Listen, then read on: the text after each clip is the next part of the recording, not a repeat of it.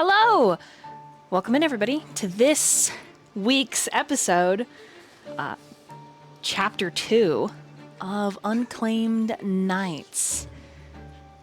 I'm your host, your storyteller, your dark reigning queen. Really, I'm just a dumpster fire that's really passionate about tabletop RPGs, and it's a pleasure to have you here for this special Camarilla Unclaimed Knights duology, which may need to be a trilogy. So, enough about that. Let's meet tonight's coterie, starting with the one and only 𝕌𝕟𝕔𝕝𝕚𝕚𝕚𝕚. That's me. I'm 𝕌𝕟𝕚𝕚𝕚𝕚, and I'm playing Private Investigator Butch Holiday. And I'll pass it on to the one and only Spectre Zero. Oh. Hi, everybody. My name is Spectre Zero. Just your average time-traveling dimension-hopping android who is totally gonna be traveling soon. Moving. And I play just a normal, very, very crazy person. Cheshire. Passing it over onto the amazing, wonderful Cosmiq. Hello, I am Cosmiq, and I'm playing Elyssa, the too good to be a vampire. And I'll pass it over to Sly. Hello, it's me, Striker Sly, your intergalactic spice trading fox, and I trade spices for information. The rest, well, that is just classified, and I guess you'll have to find out more. Words. Mere words. How terrible they were, how clear and vivid and cruel. One could not escape from them, and yet when a subtle magic there was in them, was there anything as real as words? You see, I have lived by those words longer than most have dared to breathe. Words are the weight that memory cannot shake. They echo louder than voices, and they cut deeper than blades. So welcome to my archives, curious readers. I am Willa May Hargrove, archivist, whisperer, collector of forgotten truths. So, curious reader, do you believe in the power of words? I wonder if Vincent does. Words? What the fuck are words? All I know is I have these two ducks, and I was told not to touch these books, so I had to use the ducks to touch these books and move them so I could look for things. And then there were these moths, and they were watching. Anyway, I'm Cron, your resident gremlin, and yeah, I'm playing Vincent. And I'm gonna pass it over to Miss VoidDoll.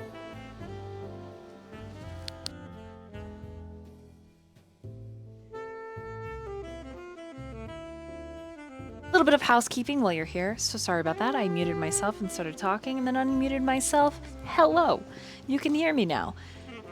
That being said, if you ! Loots, it'll take you to the stream loots, which is another way to support the stream. It helps me keep the lights on and pay my bills. I really appreciate it. Some of these cards affect the story in some really serious ways. Some of these cards affect the story in really silly ways. Please note that if none of my players design to I just sneezed. Phew, excuse me. If none of my players feel comfortable running the card you play for them, I, as the storyteller, will take the card in their place and may have an NPC or myself or some wacky grand adventure happen in their place. Oh no, did I not mute myself in time? I thought I did. I'm so sorry. Whew. No, you got yourself. We just got the very, wind up. Yeah, it was God bless you. having the allergies. Pardon. Gosh, hold on. Whew, Lord, okay. I'm just going to have allergies for a moment, and we're going to get a recap. So we're changing it up. It's a sneeze ASMR stream. No. I mean, are people into that? Just kidding. All right. That being said, let's recap, and we're all going to recap together. If you don't have something to add to the recap, no worries. Let's talk about where we left off. Why doesn't everyone cover their own vignette and introduction in any I think order. that's a good idea. Yeah, so let's do that. And then if there's any extra details, those of you that are my note takers and like to catch the small details that I drop for you to find, like little Easter eggs or nuggets of treasure, feel free to add.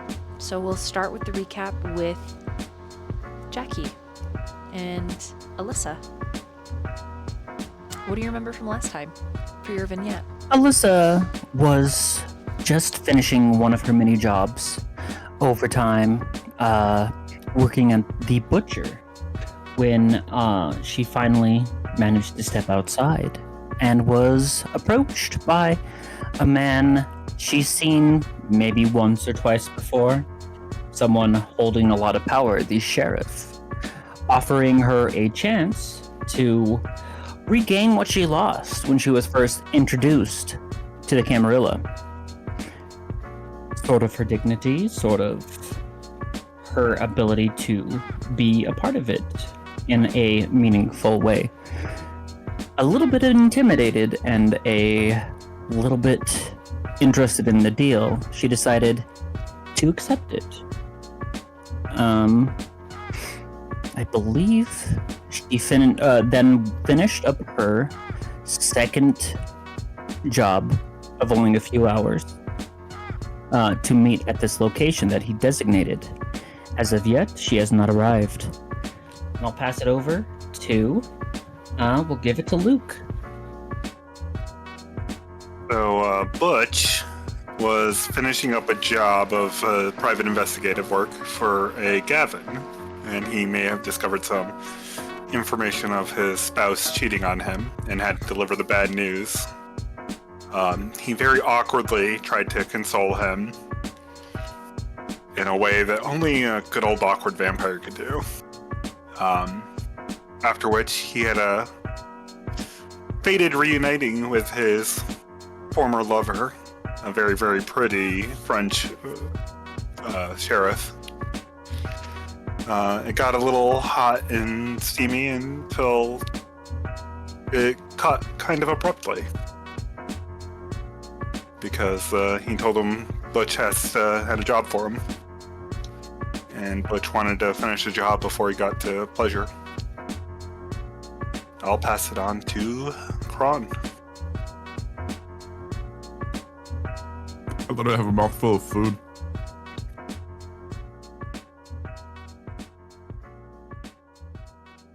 I'll pass it on to Sly. We'll save Kron for a second. Oh, god damn it. I was trying to keep it in order. Yeah, me too. That's why I was like, oh yes, I'm prepared for the recap. Okay, well, I guess we arrive in a library, or shall I the archives. A beautiful, wonderful place filled with the watching eyes of butterflies and moths. Willa May, sitting as still as a statue does, is visited by the sheriff, who is looking for literature on ambition, wanting to help someone who is consumed. They have a conversation, and then Willa May is asked to give a letter to her primogen. It is then that we meet the wonderful Vincent, played by Kron, and Nicholas as they arrive at the library. Nicholas coming to grab his books that he had left behind. And Vincent with the ever-irritating squeaking of a duck. And I swear if that kind of noise enters my library again, we may have a slight problems. More than one. There's a small little romance between Nicholas and Willa May. Something beautiful amidst something so forbidden. We'll pass it on to the fantastic Cheshire.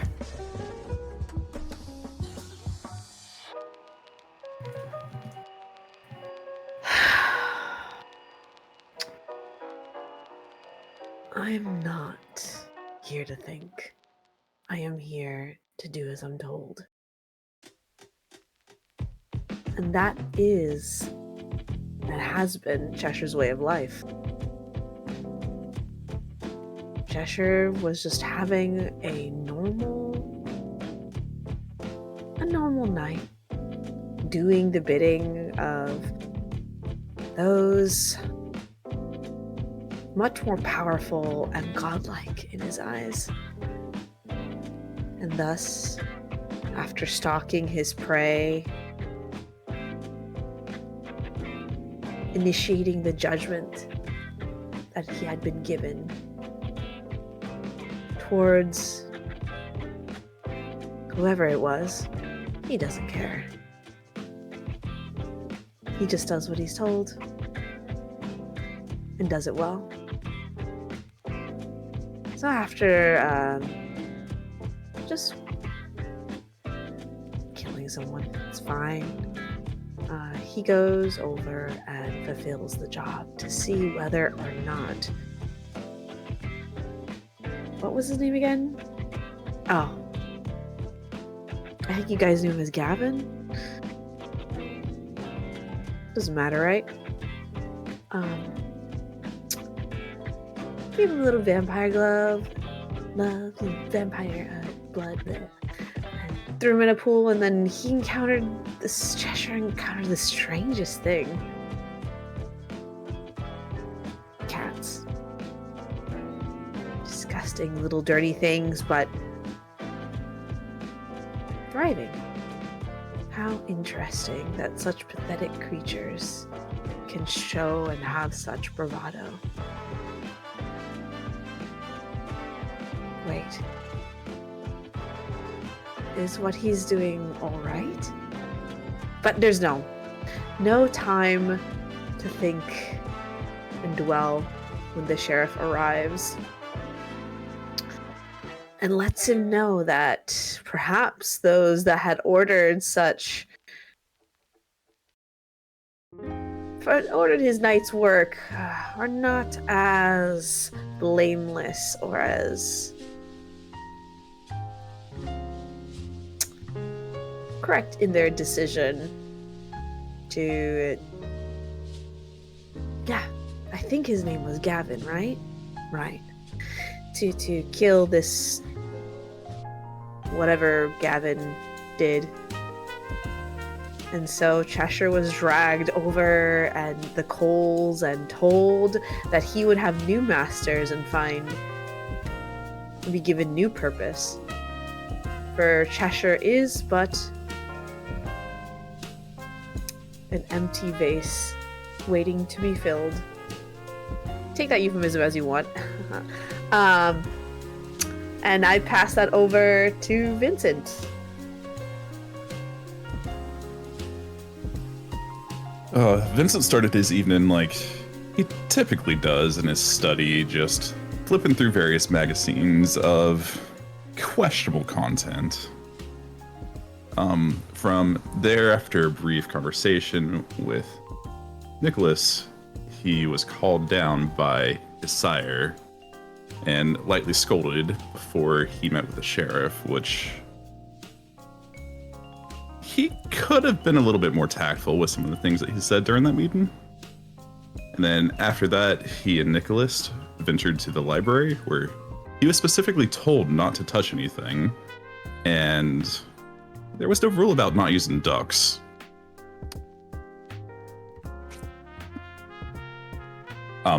From there, after Nicholas gathered his things and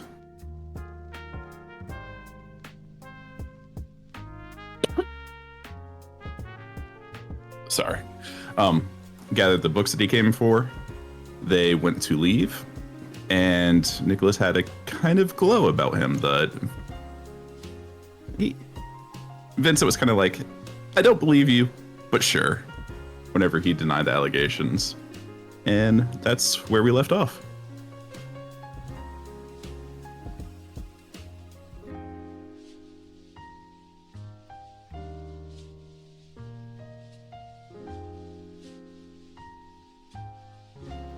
And all of you converged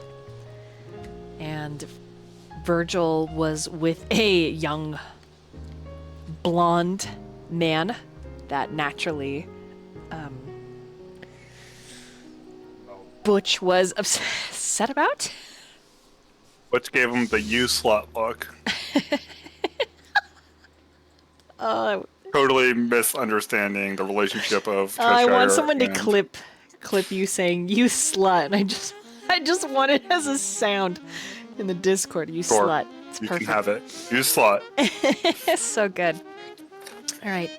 That being said, how tonight's gonna go is I want each of you to have a moment to describe perhaps what your character looks like, how your character arrives to the meeting. This meeting place, whatever I said last time, now is the truth for continuity. The meeting place is a mega hotel, steel work and glass, a beautiful depiction of modern art and power in the city. And that's where you're meeting. It is called the King's... You know what? We'll just call it the King's Hotel because it's King's Vigil Hotel. But we'll call it King's because Vigil and Virgil, I don't want to accidentally make the mistake. That's fair. King's Virgil Hotel. Yeah, right. I Considering Virgil's last name is King as Because I well. know me, I don't want to fuck up and be I like, know. the King's Virgil Vigil Hotel is... Virgility. Because it the doesn't help virgility. that Virgil's last name Or is King. virginity. The King's Hotel's virginity is not broken yet, but it will be if Wait, Butch does has Virgil anything own the to say. hotel? Oh no. He might. But regardless, That makes sense. the King's Hotel is where you're headed. And I just want you to think about how your character would get there. Does your character get there by an Uber? Does your character stalk the night? Does your character show up in a ritzy vehicle? We know that Cheshire is with Virgil. And so that might be how he shows up. So for Cheshire specifically, and anyone who feels inclined to do so, how is your character feeling? What are their thoughts as they move through this scene? Are you guys ready? As ready as he'll ever be. All right, then Butch, we are starting with you. So Butch, he doesn't make a lot of money from his private investigator work. He's kind of unsung for how good he is at his job. But that's kind of also the way he likes it. He doesn't want to make too big of a name for himself. So he's walking, and he's very punctual. Like he makes sure to get there exactly when he was told to get there. Not early, not too late. He is kind of excited on the prospect of seeing Virgil again, though. He's kind of obsessed over him for a while. And he's a little bit upset that that it's taken this long to get back together with him, almost. In describing how Butch looks is he's he's normal height or average height, like not too short, not too tall, just under 6 foot.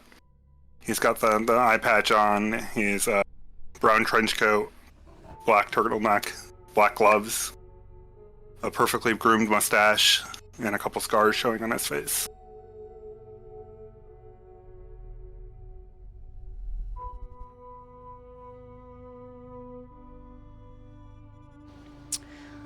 Okay.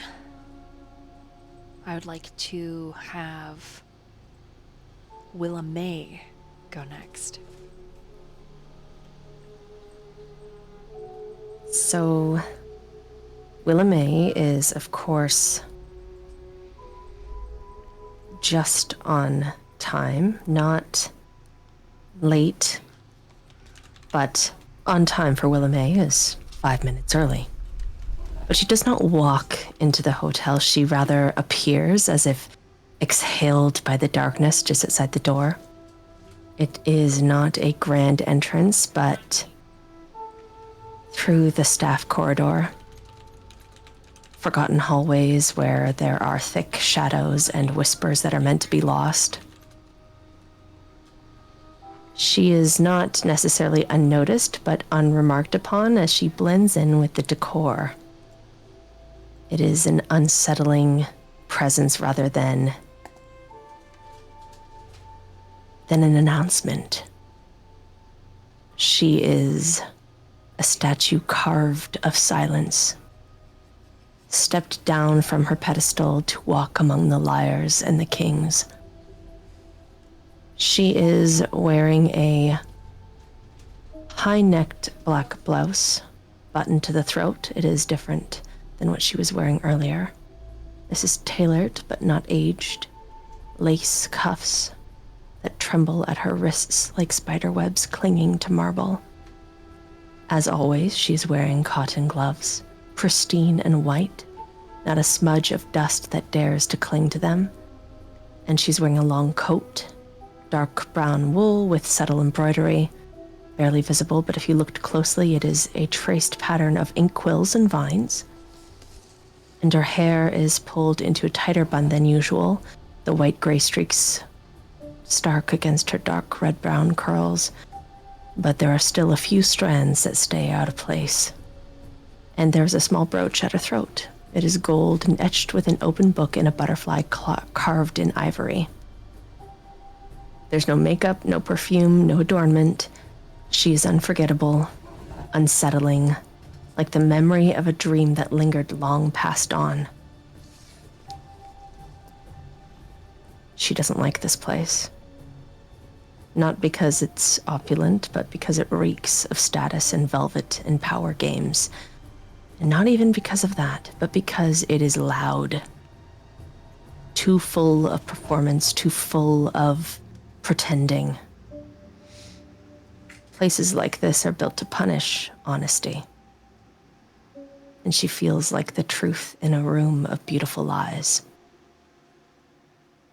But she is here, watching from her marbled eyes.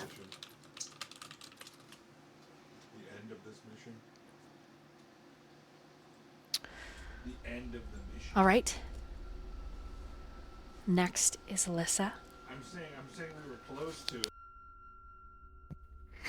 By the way she runs up to the building, you would expect that Elyssa was late. That would not be the case, as she left work an hour early, getting in trouble a little bit, but she did not want the sheriff to see her late, especially after extending such a gracious offer. At first, she would navigate there with her shoddy phone internet, but as she progressed, that too failed her. So, within 4 city blocks, she wandered, asking passerbys at this late hour for directions over and over again until she eventually made it to, in her eyes, a lavish castle. She'd never been in something like this before. Never even considered applying here or anywhere remotely similar as potential work.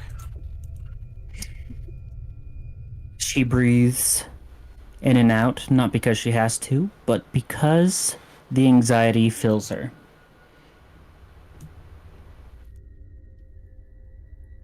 Her phone, which she might use to check the time to see if she's available or is on time, has not been charged and has since died. Quickly, she approaches the building, sees one, maybe 2 people there, arrives about 5 minutes early. Her hair is raven black, her eyes a bright blue that hasn't lost its hope yet, and her clothes shoddy at best, hand-stitched. If you were to look closer at her work, it would be considered excellent, if not for how it is presented. As she approaches, she quickly fixes her messed hair and stops about 5 to 10 feet away from the sheriff and waits for him to say anything before trying to respond. Thank you. Okay. Vincent.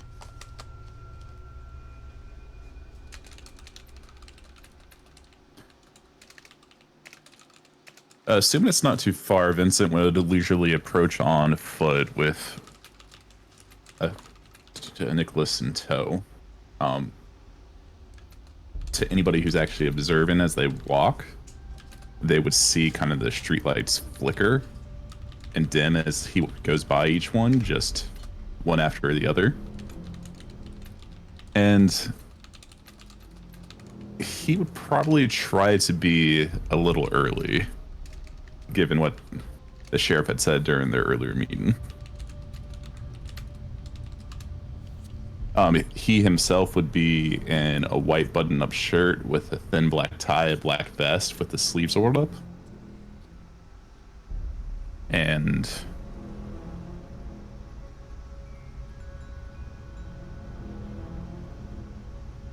he would also be carrying a little bag with like the candlesticks and candles and stuff, and have a duck sticking out of one of his pockets right now as he pulls up.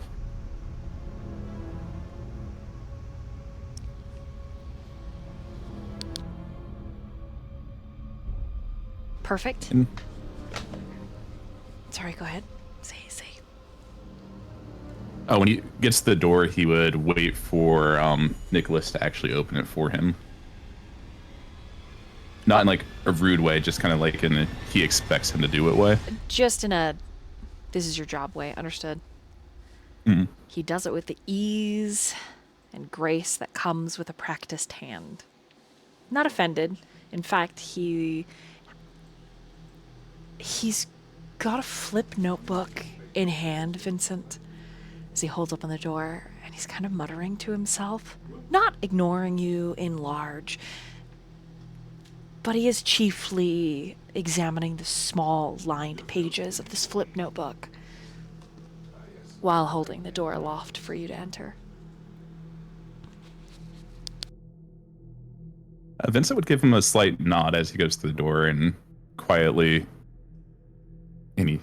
anything we need to know about? What? No.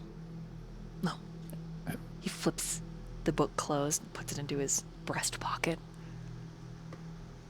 I was just What was interesting then? I was just practicing. Practicing what? He kind of like spins to face him as he goes, or after he's through the door, kind of waiting for him to follow. Languages. Just is that the guy you're meeting? And he points across the lobby. Cheshire. How does Cheshire feel? Now, to give you an idea, right? He was allowed a warm shower, warm bath, decadent bath oils, very expensive hair products. And if he wasn't sure how to use them, Virgil showed him. He was accompanied by Virgil up to one of the king's greater suites, which was both overwhelming visually and aesthetically, as well as scent-wise. Lavender, jasmine, the carpets, the cleaner used within them that has a slight fresh lemon scent. Like it's just a punch to the face, a myriad of colors, and an array of scents and sounds and textures. He was provided fresh clothing, And although Virgil was brisk, and albeit maybe be a little harsh, erring on that side, so to speak, he was never rude to Cheshire. And at this point, Cheshire is cleaned in the hallway. It's at least half hour to quarter of an hour before Virgil is set to meet with anyone.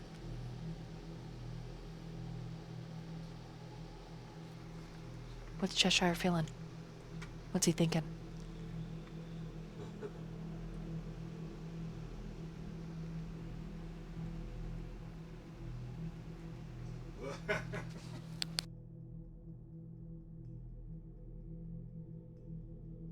Spec?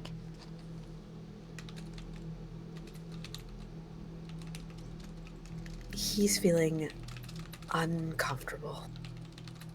Just trying to get rid of this feeling of feeling like a weed among a garden of roses. Just trying to disappear, not exist. He's trying to blend in with his surroundings, and if he is allowed to, would probably be using discipline right now to make himself invisible. If he attempts to do so in front of Virgil, Virgil says that is not necessary. There is a masquerade for a reason. So, you are a handsome young buck. Move with pride. Here, follow me. And it is just the two of you in this opulent hallway, okay? And Virgil takes about 20 paces. And as he does, there's a twist of the heel in the back each step, almost like a model strutting.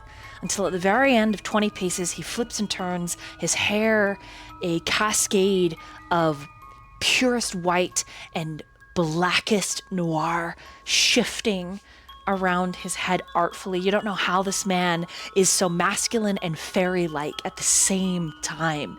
It's a breath of strange Cheshire. You try now.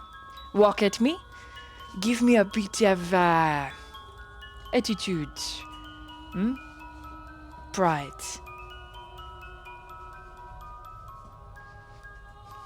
Cheshire does exactly what he's told, which for the storyteller and the audience at home is not like that at all. It's like a military.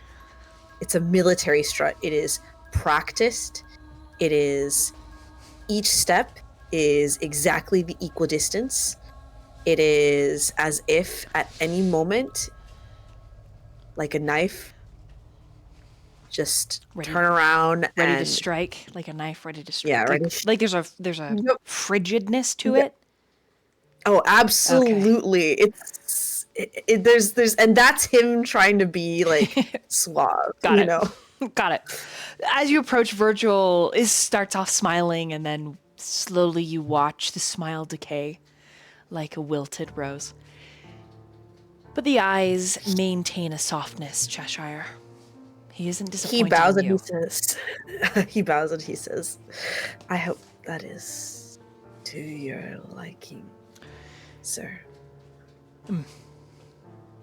Well, it is powerful, to say the least.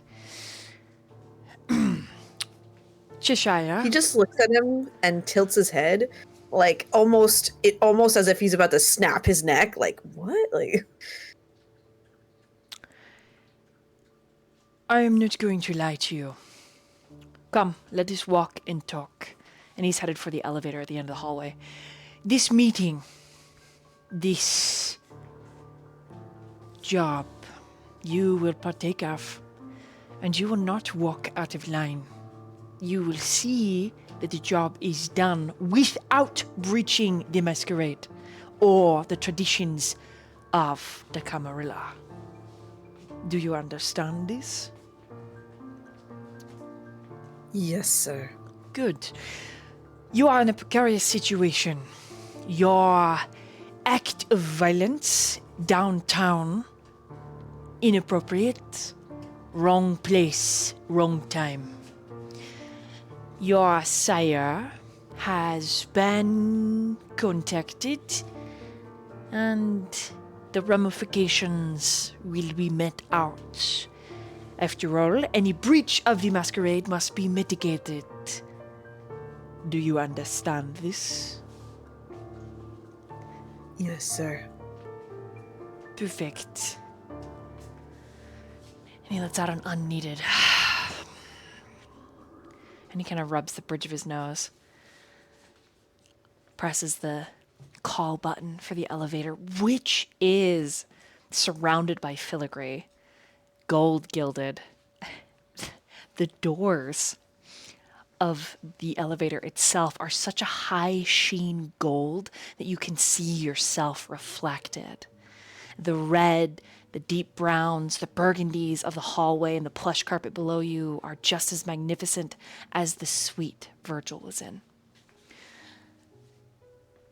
Moments before the elevator reaches the appropriate level to collect you and Virgil, Virgil has a beeper that goes off. Beep, beep.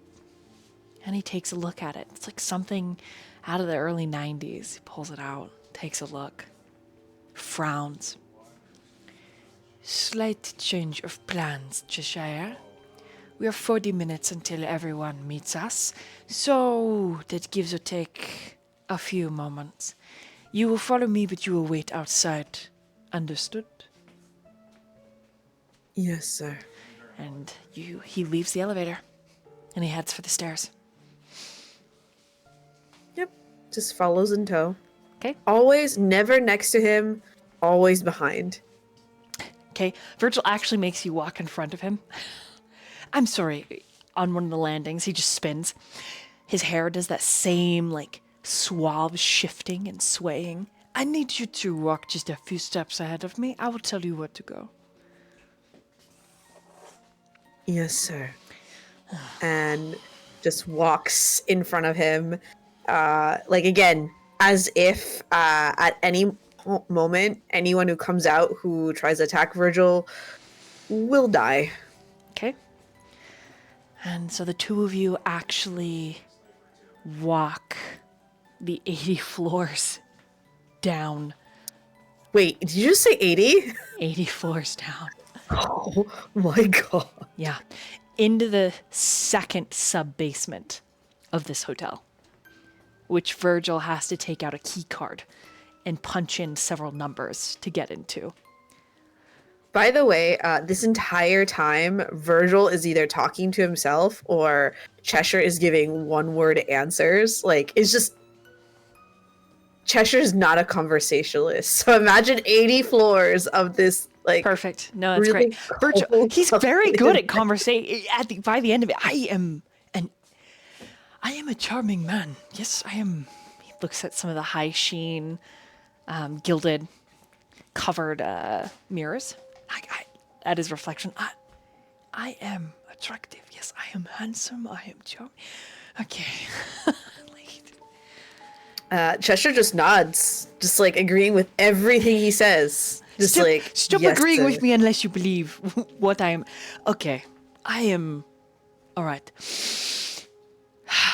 Yes. Okay.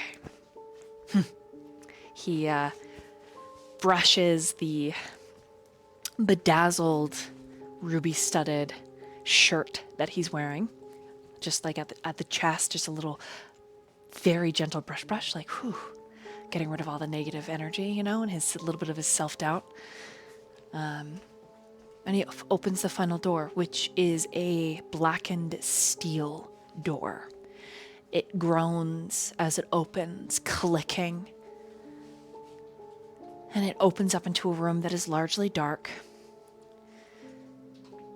It smells like a parking garage, but there does not appear to be any cars parked. There are columns,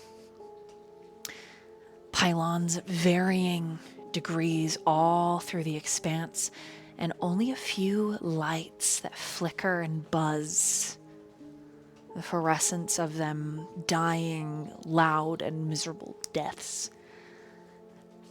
VoidDoll does not match the environment.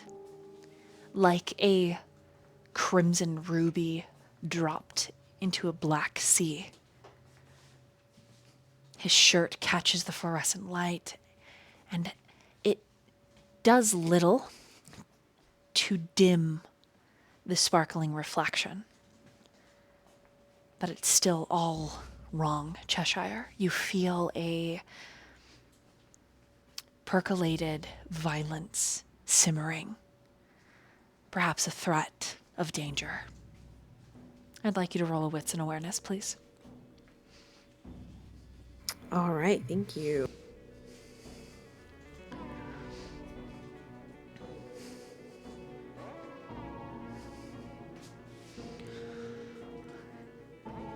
Alrighty. Sorry, folks. I had to grab my dice for a while. Right? It's like, oh shit, I need dice for this game. I do that Yeah, all I the time. actually did that. Yeah. I did that. Like just I was like, fuck! I almost backed my dice. I was like, oh shit! Thank God. All right. So that is going to be a number of dice that hopefully is going to be okay. He is not too smart, this boy. Okay. That's a 2. Did not roll well.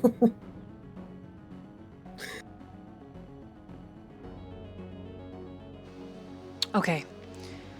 So with a 2, it's... You do not sense anything outright. It's just a pot set to boil.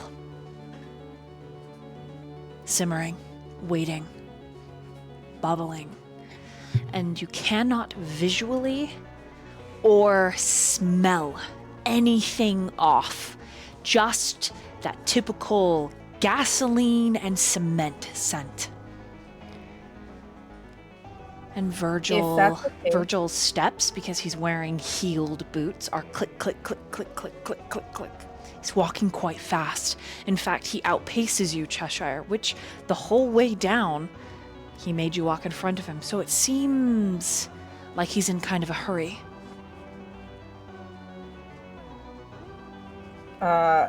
He will take a knife. Like, he will prepare a knife, basically. Okay. And I am going to use an ability to hide that knife from anyone who would actually try to see it. Okay. Which I believe is... the vampire is a scone, while the vampire is able to conceal small objects. So he conceals this knife. Does it have a roll for it? Like a obfuscate, dexterity, stealth? No, but I can hide a number of things, and it says handheld objects in their hands or their personal equal to their obfuscate rating. So, he's gonna hide 2 knives, like one in each hand. Okay. For like a really cool map. For narrative's sake, I just want you to roll dexterity, stealth with an obfuscate, and then go ahead and add an extra dice bonus because of your power. Okay, 1, 2, 3. Oh god. Okay, so I have to say it slowly. Obfuscate, dexterity, Stealth. and stealth? Mm-hmm. Holy shit, okay. Plus an extra dice. Well then. This is just for narrative, so I've got something. Alright. Stealth.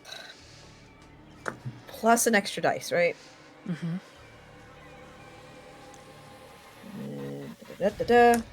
Holy shit. Okay. Wow, I almost used all of my d10s for that.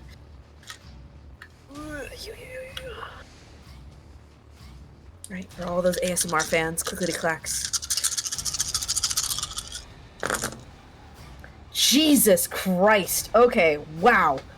I didn't roll so good for all those dice, but alright. That is an 8. Okay, great. It is well and truly concealed. VoidDoll opens a exit that is so well hidden, you didn't see it coming, Cheshire. It's one of the long, like, clap open bars that hit chunk and opens up, and the street lights outside are almost non-existent.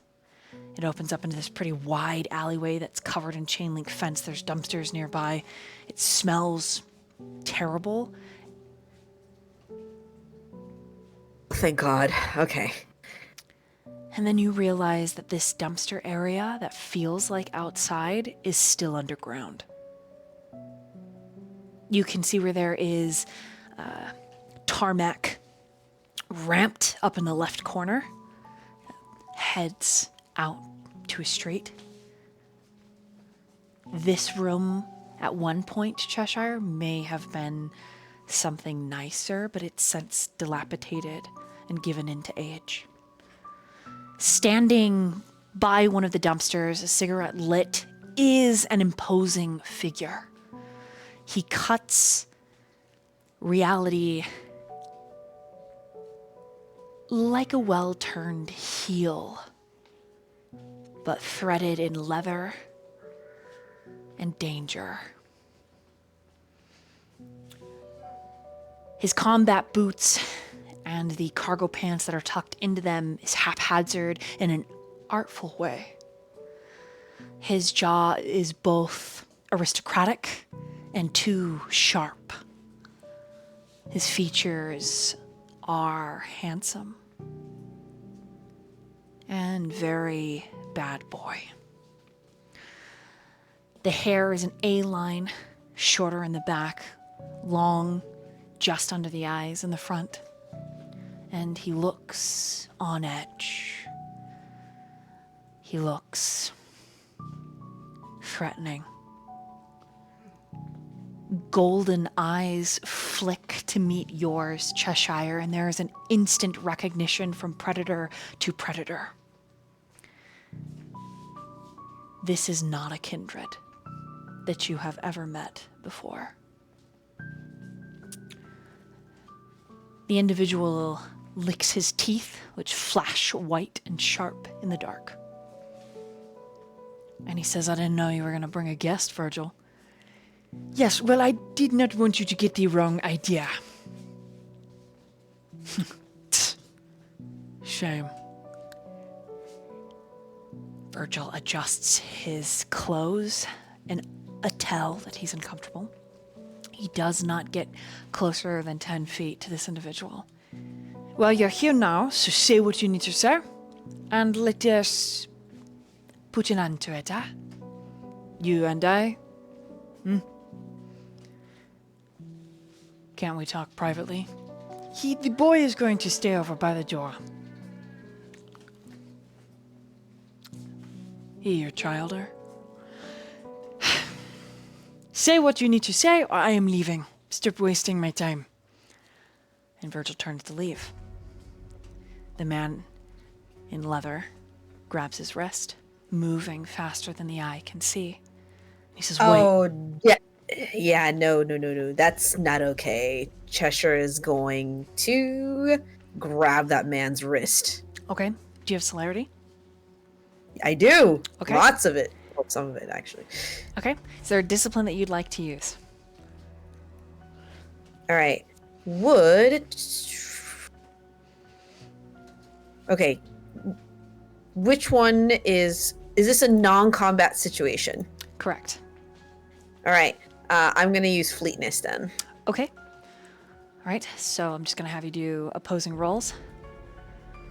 Because you might grab him before he grabs Virgil. So go ahead and roll your dexterity and athletics with your fleetness. So with your discipline bonus, and I'll have him roll his. Okay.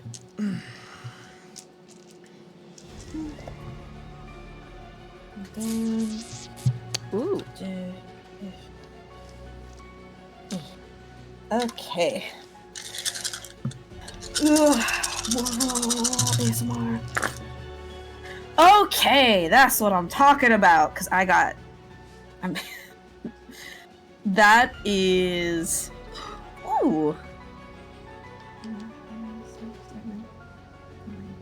That is 9. Okay, you grab him just before he gets Virgil and you kind of yank him back. And he's like, I thought you said he was going to stay by the door. I don't like to be touched. Thank you. You can let him go now. Just lets him go. Just giving him... Think of a bobcat with those bright eyes just looking a predator and being ever watchful, waiting to strike and to be given the command Okay, to just finish him. nice. All right. This man in leather is like, well, did you at least think about what I said? My answer is the same as it has always been, and that is no. I am the title that I am because I enjoy it, and I will not move outside of my station. So, Mr. King, if you could kindly stop bothering me, I would appreciate it. So it meant nothing to you? I was not in my right mind, and we are not discussing you or I.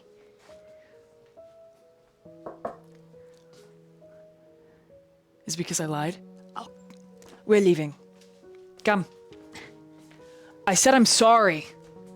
I didn't mean to lie to you. I didn't have another choice. Virgil, come. I am done with you. I am done. I have my sights set on something far better. So you're done? You've moved on?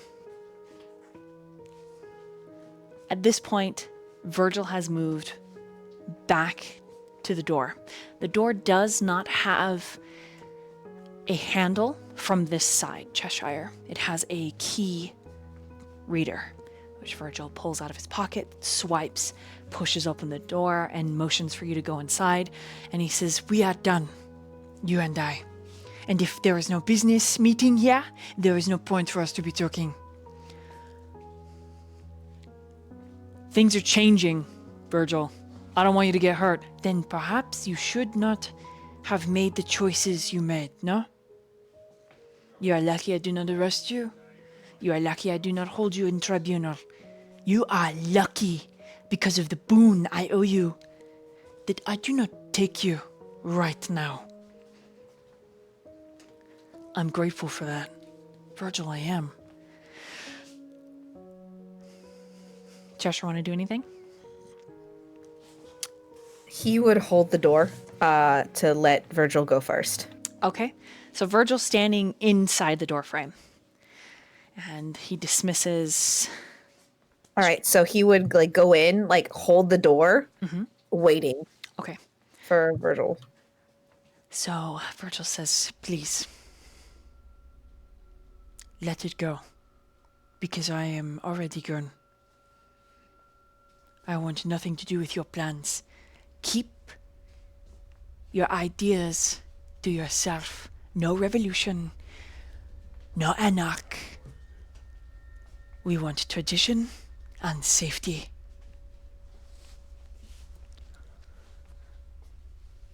And that seems to quiet the man in leather. His face becomes remote, his golden eyes flicking to something dangerous. The last thing that he says before the door closes, or you close the door on him, Cheshire, is, you might regret that, Virgil. But at least my conscience is clean. I gave you a chance.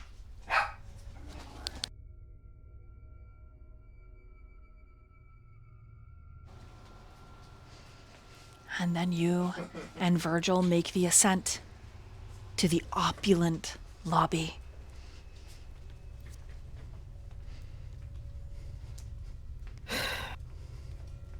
Cheshire misses the dark, the gross, the scum, and doesn't say anything, just walks in front, steady, calm.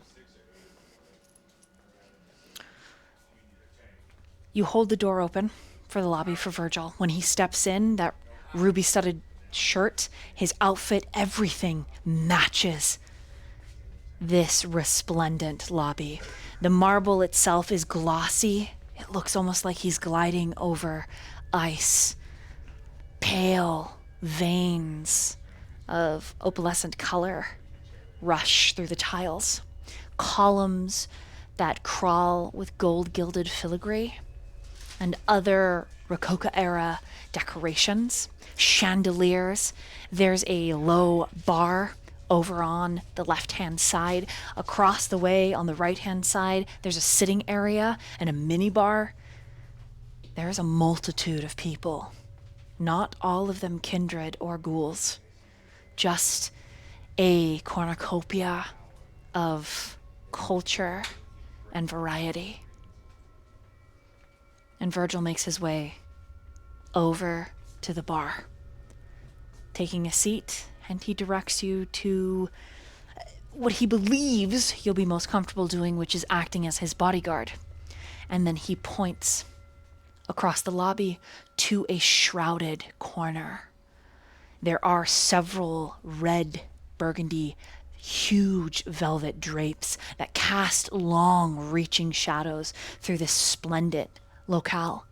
And in one in particular, he says, Cheshire, can you make out who is in the alcove? I'm curious as to what you can do, what kind of specialities you may have. Can you see in the dark? And he points to that corner again. Can Cheshire see in the dark? Good fucking question. So Cheshire will go to look. And at this point, if it's all right, I would like to do a Mask of 1,000 Faces into such like a moment they were in the crowded room. Cheshire would trigger this, if that's all right. Goodness. But he is going to do a wits and awareness check because he cannot see in the dark. That's okay. Do it. Bad. Okay, so there's this dice, and they're great. Oh, didn't get any hungrier. Yay!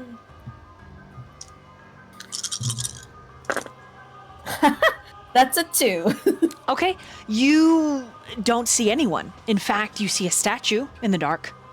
Beautiful. Stained marble, authentic looking.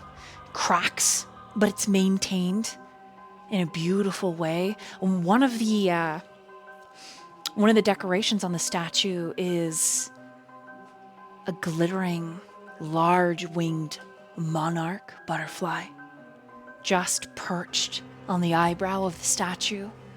It looks so real, Cheshire. It's beautiful. And you find that there are other statues all throughout the resplendent lobby. Many of them Greek gods and goddesses. Some of them, however, are Norse. And others still are a different variety of culture.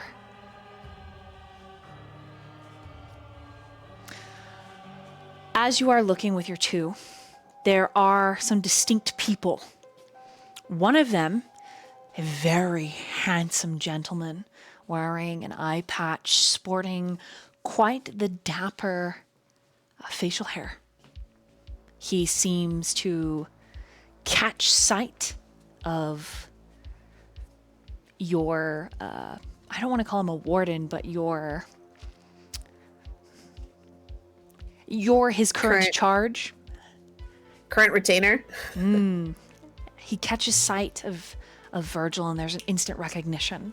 And even as he starts to move across the tiles, Virgil makes a nod and a twist of his fingers. Butch, I need you to roll an investigation or an insight with your intelligence. Investigation. What do you want me to roll with investigation? Intelligence, you said? Yes, or intelligence. And- yeah, intelligence with either one. How does Virgil look at this eye patch man? You'd have to roll an insight. Intelligence and insight. Yeah. That's a critical for 5. Okay, he's directing you to a red door. The door is slightly ajar. You recognize one of Virgil's many ghouls. He is wearing a matching vest and shirt to his boss, though less bedazzled. I do have Sense the Unseen if that would apply to me maybe seeing somebody. I think because you are not aware that they are hidden, you would not think to activate that passive. Because again, Okay. I prefer the passives to be, I'm going to use this No worries. almost like a radio frequency, right? The radio waves are always going, but to tune into it is something else entirely. Is this school old enough to have been around when I was around the first time with Virgil? No. But Okay. he is Virgil's type. There's definitely a frown directed at him.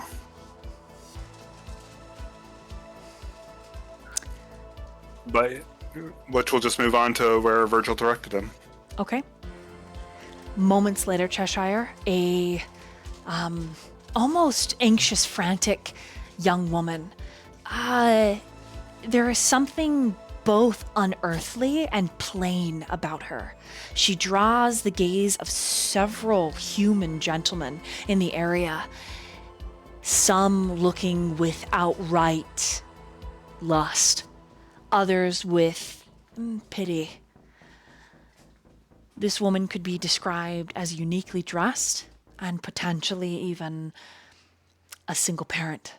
The energy she exudes, elegance, and frantic. Virgil catches your eye, Elyssa. You recognize him almost instantly. A suave and dark figure. He almost looks like he's been cleaved out of a dark romance novel.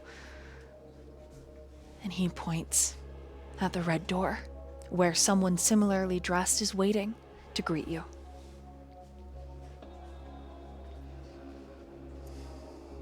Right.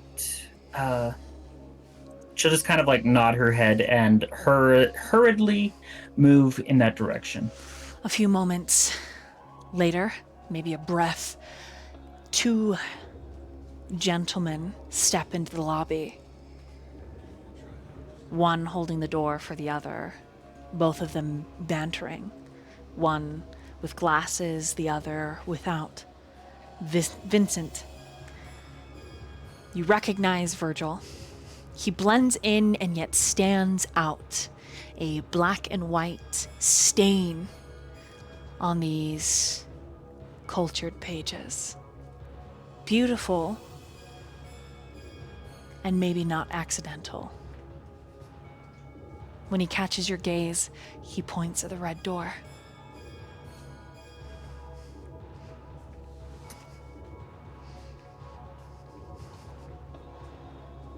Could I do an etiquette roll to like kind of give him a greeting from afar? Certainly. Go ahead and roll a charisma and etiquette. Do I get to add my bonus for For etiquette? Yeah. stunning for the? Oh, stunning. Oh, for Virgil? Yes. Yeah. Okay. He's a weak man.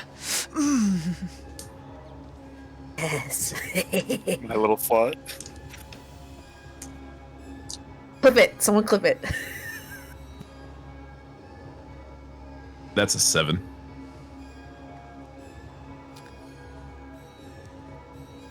It makes Virgil titillated. He gets a little smile and tilts his head back and forth, a little absolutely enjoying the manners from such a prestigious and handsome 𝕚𝕚𝕚. And Vincent would finish it off with like a slight bow, and then he'd head over towards the door. He would be cautious to kind of go back and forth on either side of Nicholas, barring any of the reflective surfaces. So kind of put Nicholas between him and the reflective surface, if you get what I mean. It's like a skilled dance. Nicholas executes it flawlessly, blocking you from the gilded gold and the high sheen. The only unfortunate is the glossy marble below your feet. But even then, it isn't obvious enough. Your clothes, your shoes themselves are reflected, although you are not.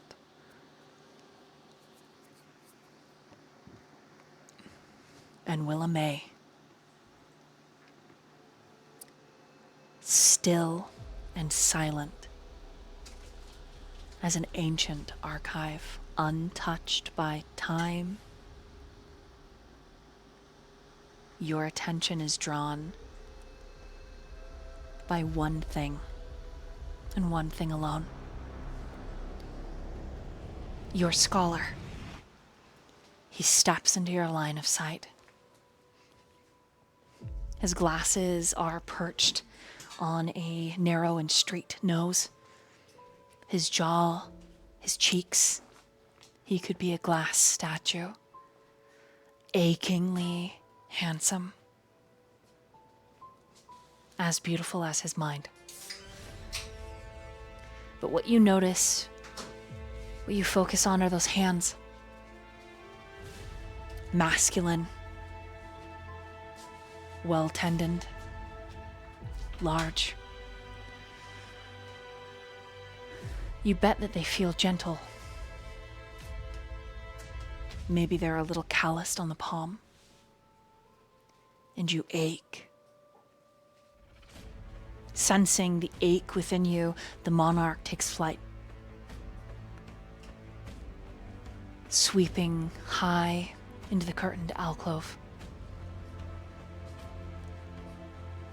You watch as Virgil detaches himself from the bar, a blonde following closely behind this time. As they move into the red room, Virgil catches your eye for just a moment, 𝕚𝕚𝕚, because it is almost impossible to tear them away from your scholar. So I need you to roll a wits and an insight, or an intelligence and an insight. Yeah, I'll roll that intelligence. I just lost my dice. Hold on. They fell on the ground. I got too excited.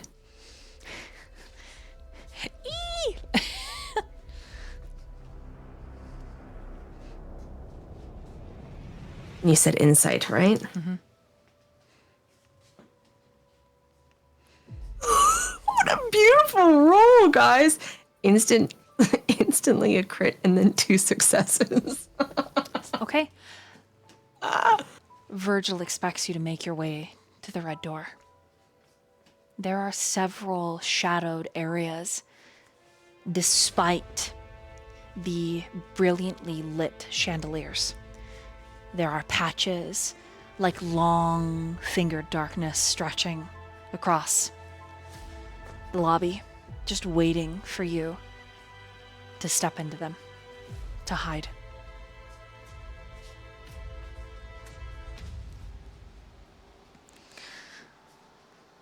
Elyssa? She knows. Sorry, go ahead. I was just going to say she knows that she's supposed to go, but she is so focused on his hands. They are like pages of the anatomy text she's kept beneath lock and key. It's like the hands that she has watched turn the pages without bending the corners. The hands that have held pens the way that poets do. The kind that could hold a life carefully and put all the pieces back She just is so entranced by them. She is not aching with lust, but with this weight of wonder, imagining what they feel like. It's a longing.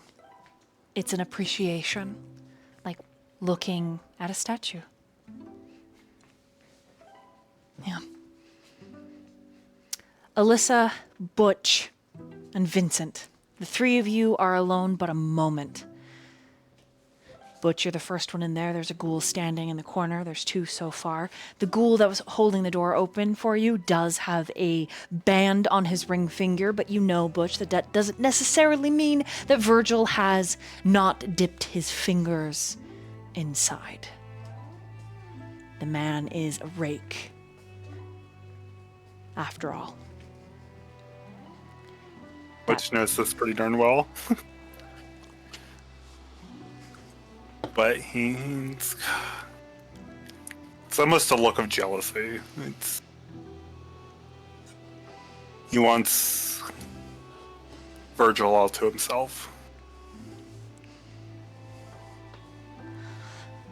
So you have just a moment, and then Elyssa, she steps into the room with you. Any role play Butch definitely between the two of you? looks her up and down, sizing up each person who's joining.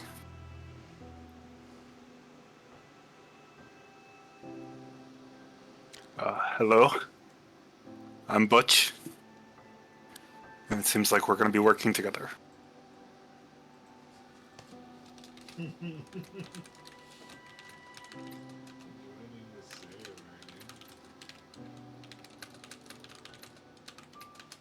This is to Vincent, or are you saying this to Elyssa first? Elyssa first. Butch? Her eyes light up. Butch, it's been a bit. What are you doing here? An old friend asked for my help. It's good to see you. Right. I mean, it's probably not a good time, but have you learned anything? Not much.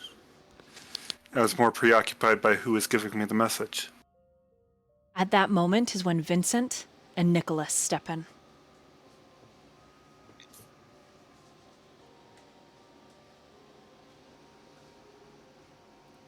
Seeing how well Vincent is dressed, Elyssa quickly clears the area to allow him to choose the place to sit.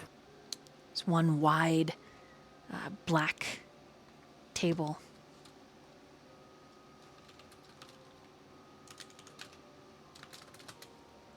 And a couple chairs. But the chairs, just so everybody knows, they're like old world wing-backed chairs. Butch is just standing.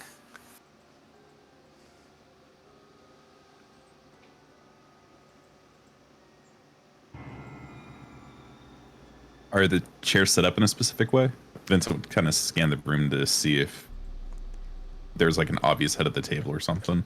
There is, but they seem typically placed. Like a corporate meeting style.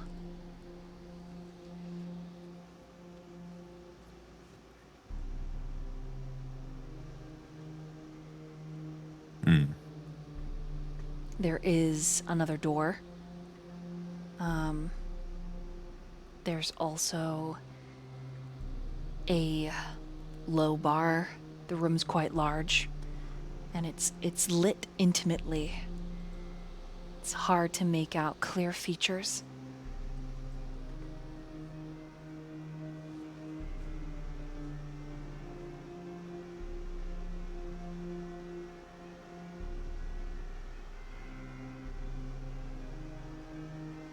Greetings. I don't know if we've met before. I'm Butch.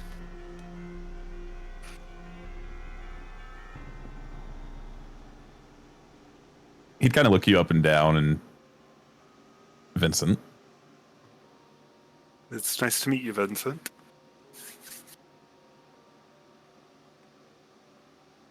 Butch will reach inside of this. Oh, go ahead.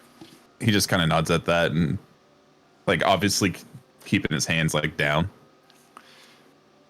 Butch will reach inside of his breast pocket and pull out a little cigar case, light up a cigar. It's definitely a nervous tick going on for him.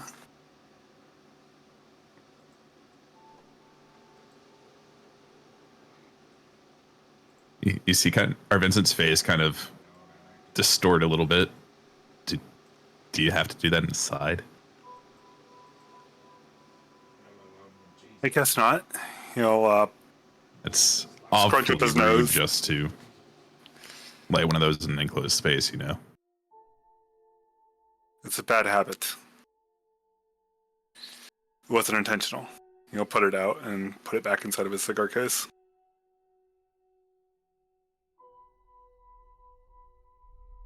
Vincent will just shake his head slightly and then look to the table. I guess we're all here for the same thing. I doubt this is all of us. You never know.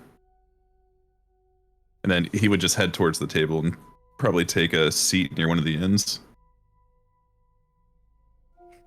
Alyssa's head does not return to eye level until he is comfortably seated down.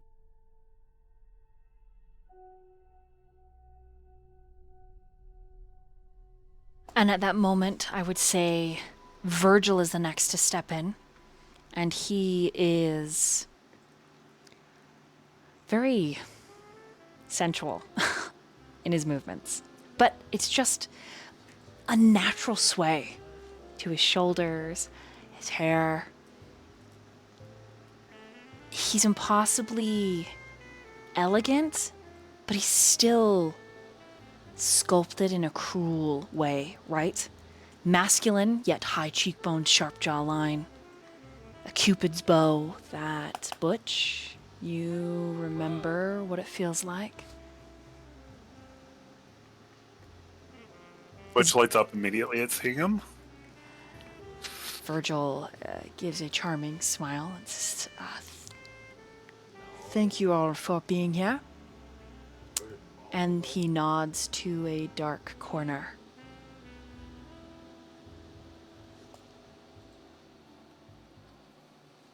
It doesn't appear that there's anyone in said corner. Noticing that, Butch will use see the unseen, or sense the unseen.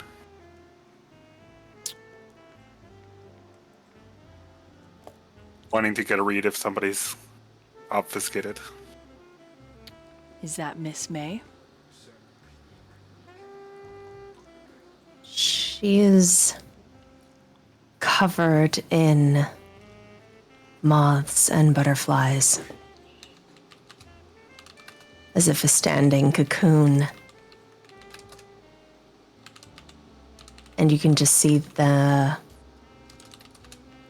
these beautiful iridescent butterflies come flitting towards you, Butch.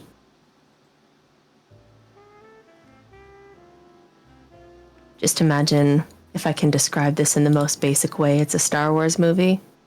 Or imagine Star Trek, when they're zooming through the stars, and that's what it's like when they come flying towards you.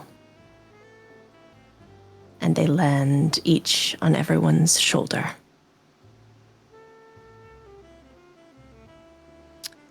Vincent next to you, Nicholas, straightens. And his excitement is palpable. He's quite excited.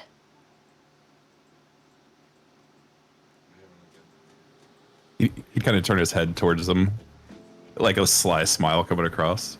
Shut up. Keep your smile to yourself. It just makes him smile even bigger. Stop it. The same butterfly from the library that follows Nicholas around lands on his shoulder. Oh. But they just begin to drift into the room, one by one, and then many, landing on shoulders, glasses, velvet hems, circling chandeliers like orbiting thoughts. They were just there, and clinging to the shadows with the stubbornness of ink on a forgotten page, 𝕚𝕚𝕚𝕚 is there. She does not talk. She does not step forward. She simply is. She's just waiting. Stillness and dust.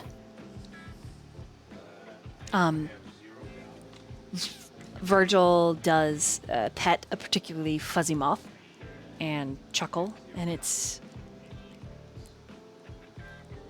a masculine chuckle. Sends a bit of a thrill through Butch. Regardless, he says, "These are good to have all of you here. You will all be working together, but allow me to introduce our guest of honor." And the back door across from the entrance that everybody stepped in slides open, and a resplendent, curvaceous woman steps through. She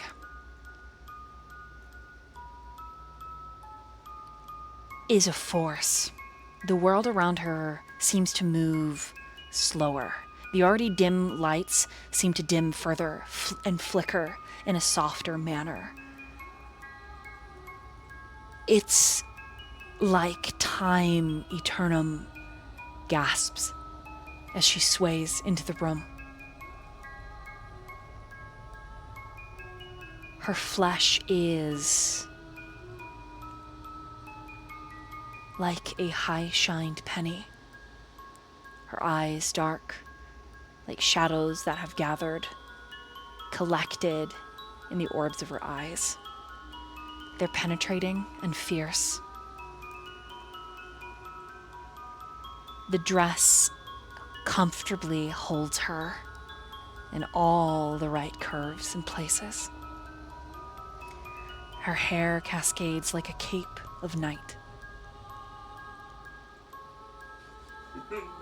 Her gaze darts around the table and into the dark, watchful, present, and ancient.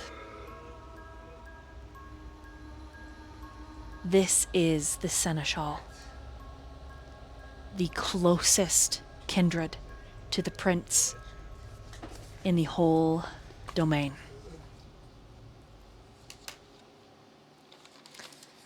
Her true name is whispered. It is not widely known.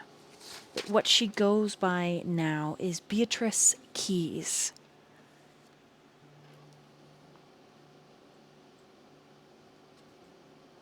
And there is speculation as to her clan.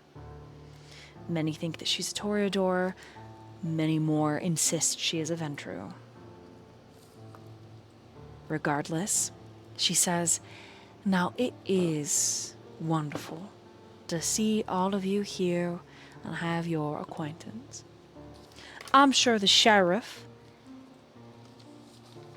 filled you in on a potential boon for working this job." And she comes to sit at the head of the table. If someone is in her chair, she waits for you to up and move.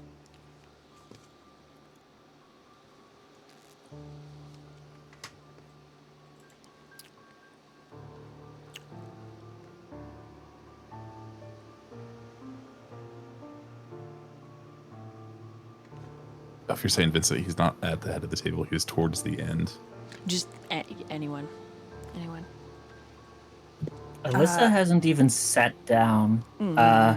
Seeing Butch was a pleasant surprise, but I think her eyes when seeing 𝕚𝕚𝕚𝕚 kind of like glue. I don't know if anyone saw 𝕚𝕚𝕚𝕚. Just Oh, I thought you just revealed Butch. yourself. Nope. I take it back. It's because Butch used Sense the Unseen. You're Yes.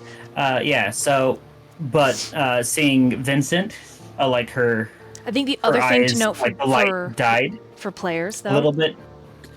the butterflies are also only seen through Sense the Unseen. So Butch is seeing them, and Virgil is seeing them, but unless you use Sense the Unseen, you're not seeing the butterflies.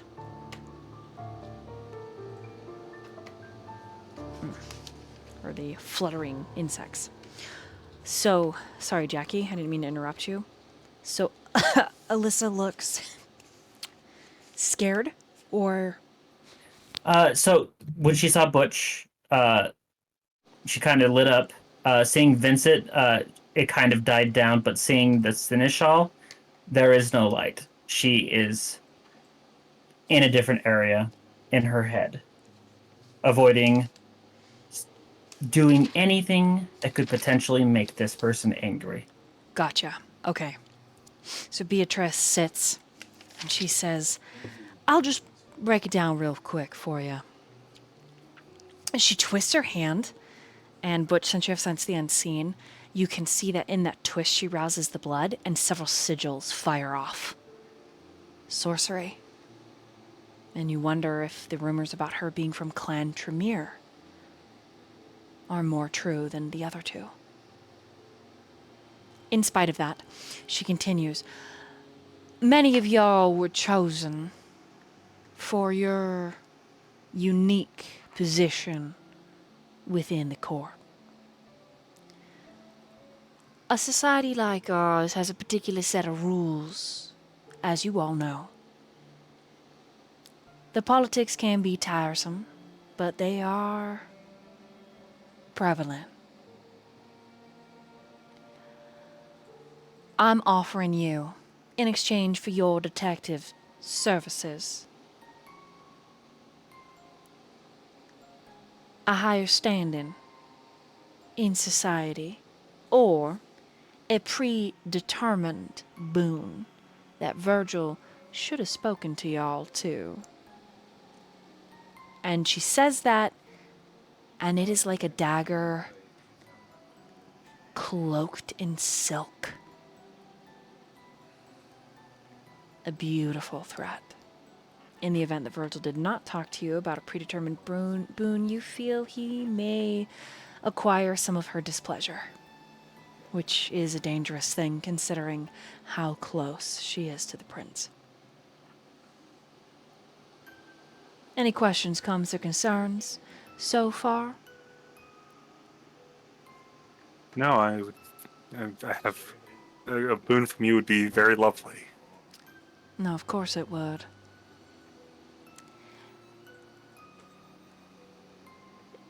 Likewise, a boon from any of you for a little sweet thing like me would be most predicated and appreciated. But I digress.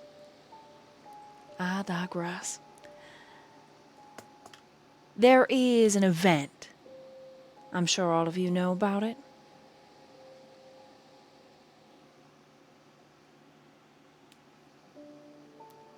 She waits for any of you to say anything.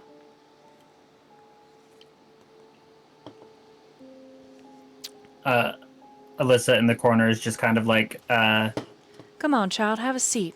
No need to look so afraid or nervous. right. You're not in trouble, sweetling. Thank you for your hospitality. You are most welcome. After all, I like respectful people. I respect people who respect me. It's a highway, both coming and going.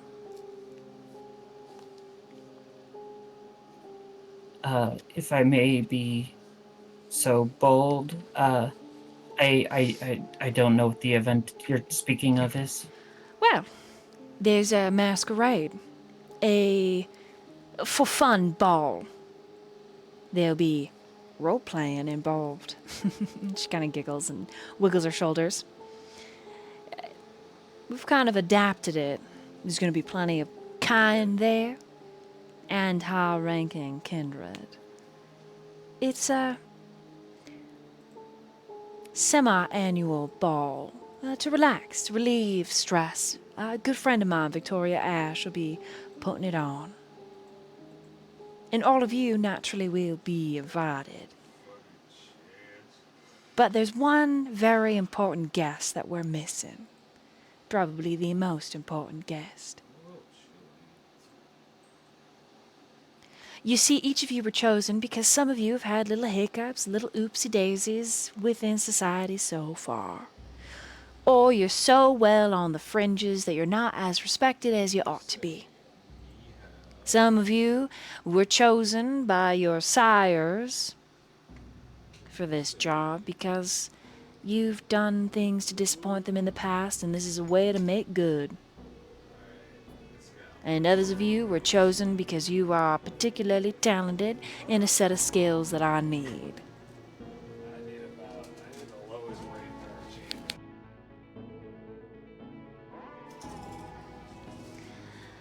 Well, I, for one, am happy to be of service to someone like you. Say more. Oh, it's the utmost pleasure, of course. Oh, thank you. And she kind of fans herself. And then she clears her throat. The prince is missing. And has been nigh for a month. And she shifts. And as you know, when a kindred of that level of power is missing, people tend to take notice. And it's been long enough that people are starting to notice. I don't know if any of you have been involved in this, but the anarchs over in our twin sister have slowly been crossing the bridge over to our side and causing a little bit of a tiddlywink. It's not good. After all, the masquerade thrives on rules and tradition. And so all of you are going to be tasked with finding our prince. You have 2 days to do it. The ball is the evening after. By the third night, if you have not found the prince, she's quiet.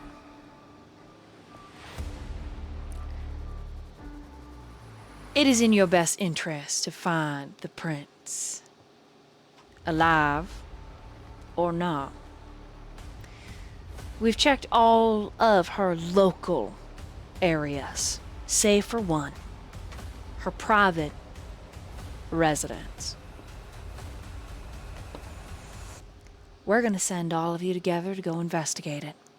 You see, a lot of you are profile enough that society is important to you and you'll benefit from it, and yet not so profile that it's uncommon that you'd be looking into this. What I mean to say is not a lot of eyes are going to be looking at you. And we are of an interest united to see the masquerade continues.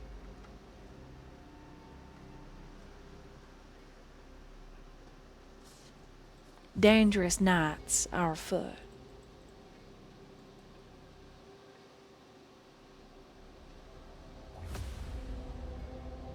The 5 of you, she nods, even over at the blonde that's standing in the corner, Cheshire.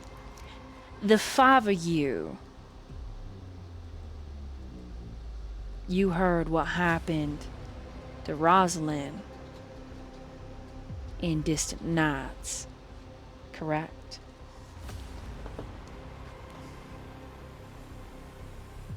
I have. What about the rest of you? Her name's Rosalind Symes. Does that ring any bells? I'd like all of you to roll an intelligence and politics, please. Wah, wah.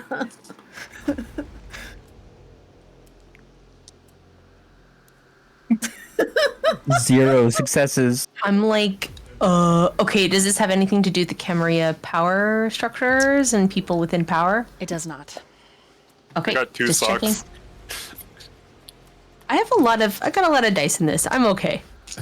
Crit +2, so 6. Oh, Nice. thank God. Some people. I got the 2 get out of 2 dice for mine. missed. I agreed that I knew what it was. I've I got love 4 that. successes. 4, okay. The 6 and the 4, absolutely. Elyssa, what did you get? Big ol' 0. You don't know who Rosalind is. Rosalind Symes. He resolves to ask Butch later. What's her name again? Rosalind Rosalind. Symes. Yep. Can you spell the last name? Symes. Symes. Thank you. Well, I don't want to frighten anybody. So, if you know, you know. And if you don't know, suffice to say that her light was extinguished.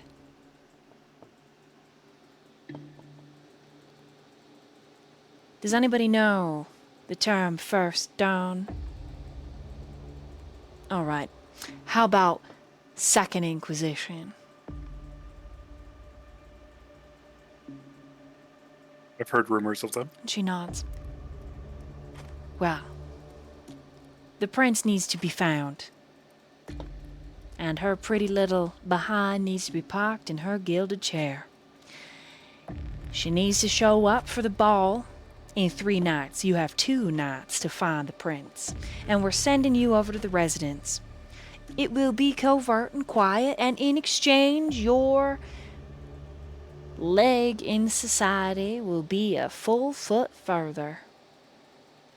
You'll be given all the accolades of finding the prince without admitting the prince was ever really missing, of course. Because that would be impolite Of to course. assume. She was never missing. Exactly, Butch. That's why I love working with you. Yes, ma'am. Anything you say, ma'am. And Vincent, your sire spoke very high of you, and I think it is a cute choice that your ghoul is so close to you that he's sitting at our table. I love that we have a equality culture going on here. And what's your name? She looks at him. Nicholas, ma'am. He gives her a bow. Oh, and he's polite and handsome. I love the way those glasses on your pert little nose. You look smart. Not really, ma'am. Oh. Well, I hope that Vincent is as smart as his sire says. I'm looking forward to having the 𝕌𝕟𝕔𝕝𝕚 clan represented in this activity. Any questions? Could I ask you something in private about the boon? Oh, of course. I will be happy to meet with any of you solo over in that little side room while the rest of you get to know each other. How does that sound? Sounds good to me. Perfect. I'm going to give you about 40 minutes to get to know each other, and then off you'll go. And, she stands, my sweet archivist. Yes, Your Grace. The mother of the Warrens sends her regards. And she actually left this for you. And almost out of nowhere, she pulls a gilded cage, and in the cage is a massive rhino beetle. It flickers, and it's not... I call it a rhino beetle because it has such a great horn, but it is not a typical species. In fact, when the oil-slicked outer shell of its backside flicks, there's this beautiful orange array of wings. She left that for you.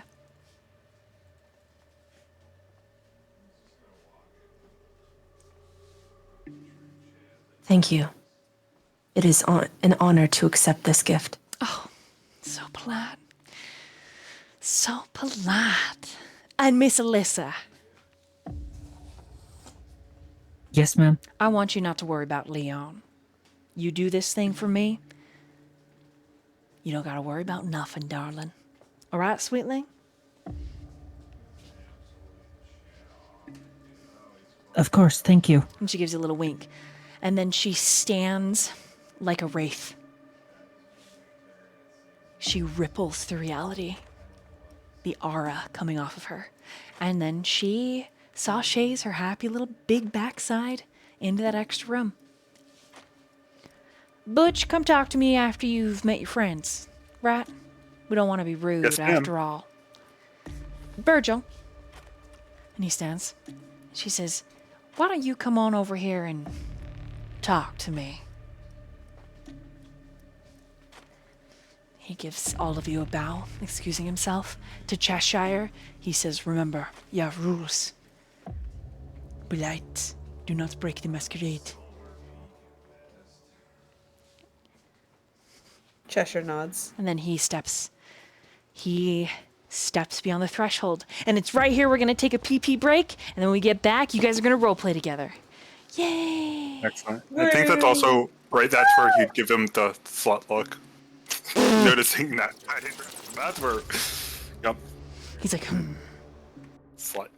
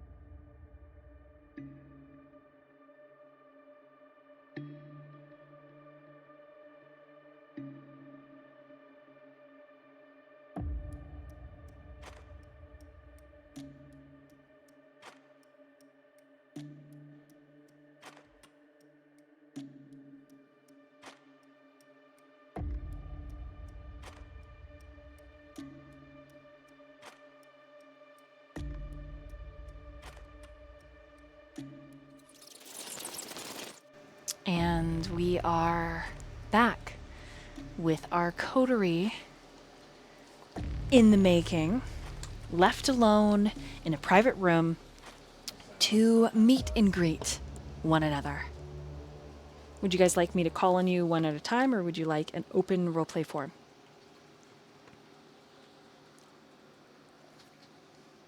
Good either way. Call us one at a time. Let's just get tossed into the deep end. Okay, then Okay. I will leave it open. I will say, as soon as she's out of the room and Vincent's pretty sure she can't hear, he's going to turn to Nicholas and be like, why didn't you stand up for yourself? Why'd you insult yourself? It wasn't...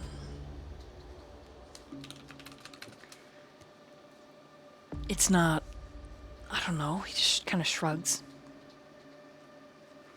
I think you knew your station very well. I wouldn't want to talk out of turn. Vincent just Someone kind of like her? shoots daggers with his eyes at Butch. You wouldn't want to offend somebody of a higher status. Give them a reason to Nicholas hurt points. somebody you Points. like What if... or care about. What if I... Vincent, what if I did something quacky and she decided to punish you? His eyebrows He pop kinda up sits over back. his glasses. He kind of sits back a little in the chair, hands on his chest, and he feels the duck in his pocket.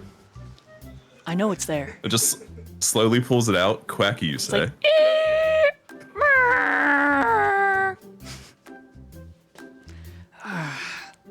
God, I thought you threw those away when we left the library.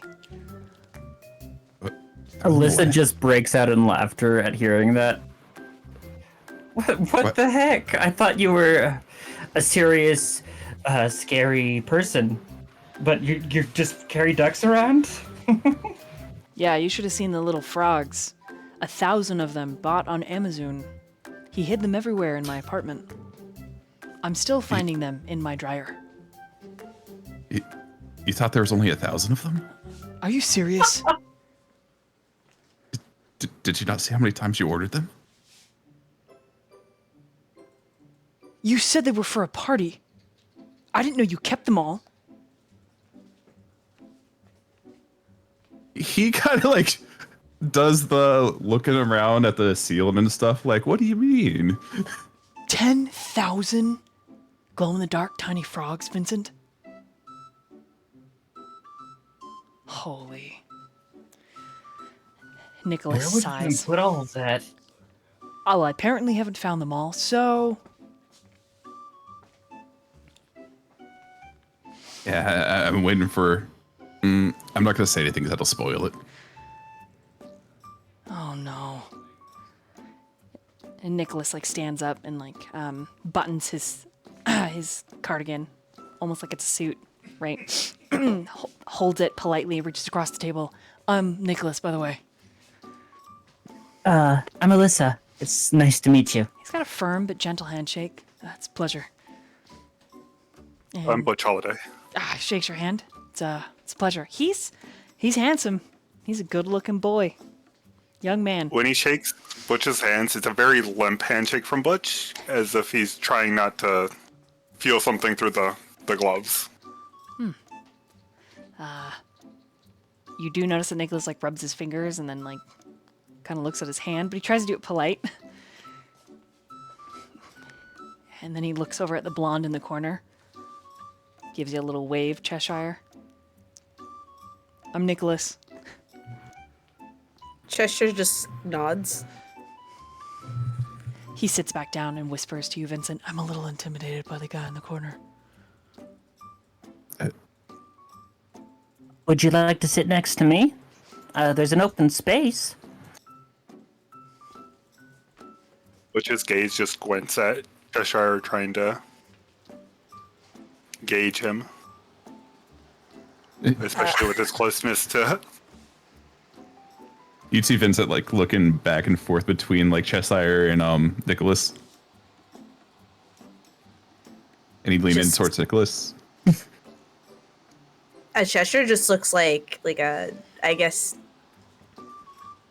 there's just a cold look. Like if it's a pillar of ice. Just there's all there is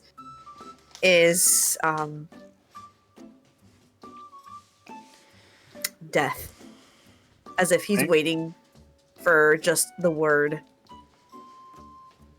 While all this is happening, Willa, after Nicholas introduces himself to everyone, you can tell that he's looking for you. You can also tell that he cannot see you. Just the little butterfly that he helped tape its wing.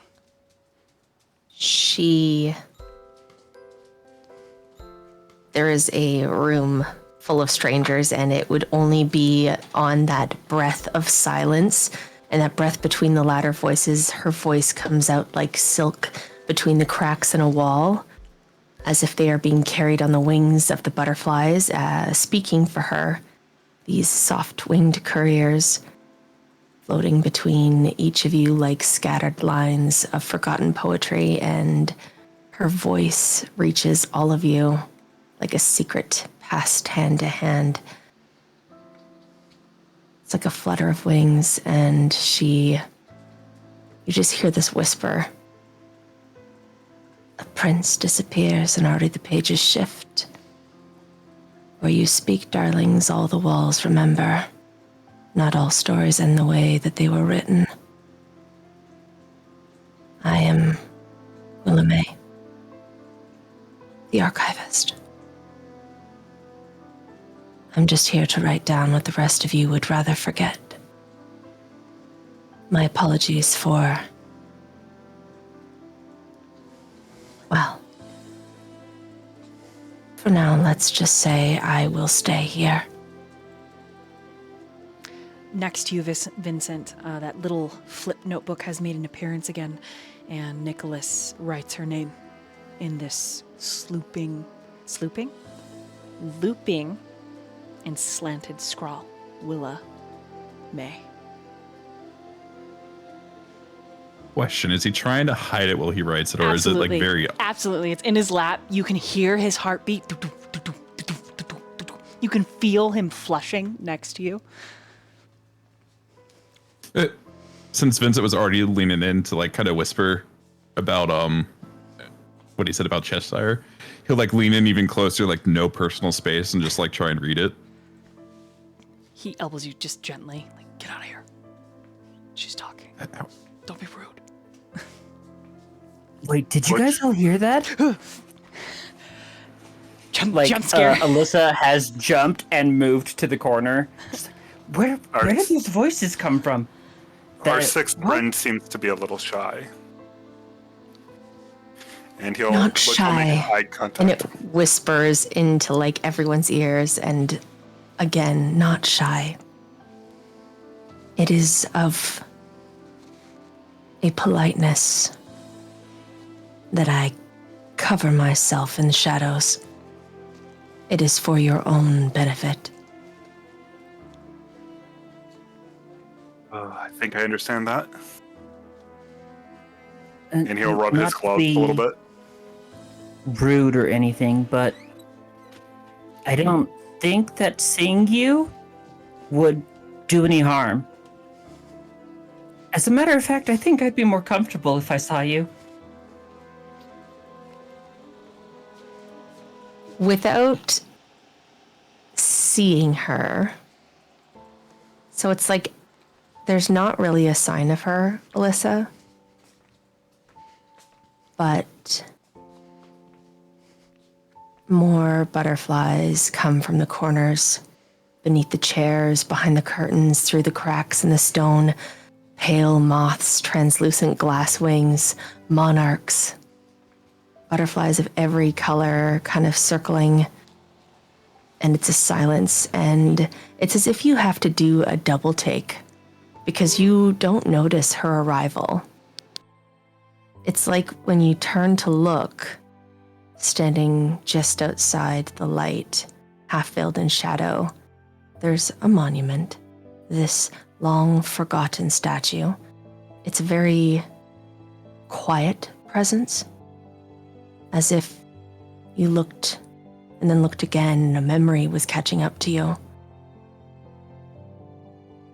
And these butterflies are drifting through that circle, wings soft as turning pages. It's only then that you realize that she is watching you. And she tilts her head. And it is terrifying. It is robotic. It is old. It is ancient.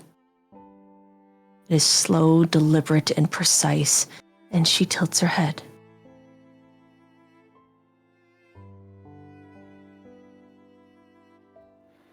I didn't offend you, did I?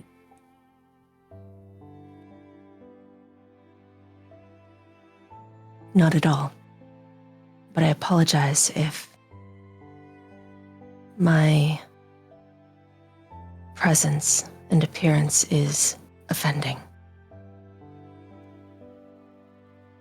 Can Elyssa see you? Or just sort of through the moths and the butterflies?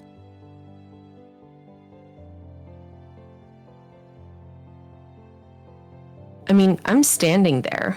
I'm like just on the edge of the light. I mean, if you look hard enough, it's up to you if you distinguish if it's a statue or if it's a person. Because she is still. But you can see that the butterflies are kind of, they're there close to her. Like she is the light that the moths come to in the night. This is an odd chill from that corner. So it's up to you if you can distinguish, and then we'll leave it up to Dolly as well, if she can distinguish what is real. Should I make a roll? Yeah, I want you to roll, Elyssa, an intelligence or a wits, either one. And let me look at your disciplines right now. I'm just a baby. I know you are just a baby. Do a wits and awareness. 'Cause I feel like this is partially gut instinct and actual physical interpretation. All right. It's 4 dice for anyone curious. 2 successes. The way all of the flying insects are fluttering, erratic patterns, how they twist and turn through this light source, you can almost make out her shape. There's just a glorious, cacophonous amount of usually silent flying insects that they make a noise. They're quite noisy, actually, fluttering around.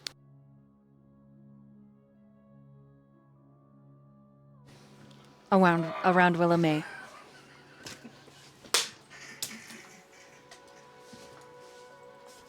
I think, even though, as Willow May said in their description, it is terrifying, I think Elyssa would stand up and approach and just try to see the person behind the insects.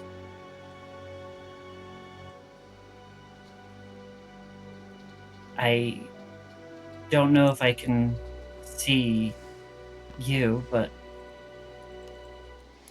Do you allow her to see you, Willa?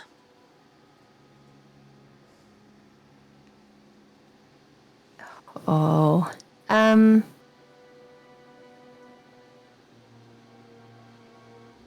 Mind you, Nicholas is watching with yeah, that's the errant thing. fascination.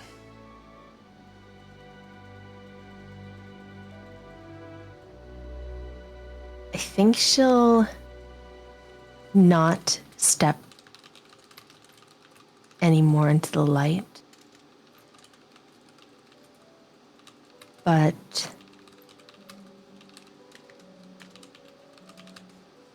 we'll say, oh God.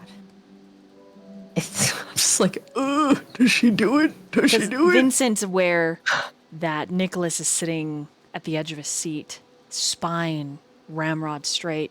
Cheshire's aware of any potential threats, which includes whatever kindred is coalescing out of these insects. Cheshire, there's a natural buzz in your palms. Those knives probably make an appearance. Habitually, probably. Absolutely. Butch, you can make out 𝕚𝕚𝕚 already with your sense of the unseen. She's beautifully creepy. Like a statue forgotten in time. Some of the cracks in her skin, especially around her mouth, look like they are glistening with blood.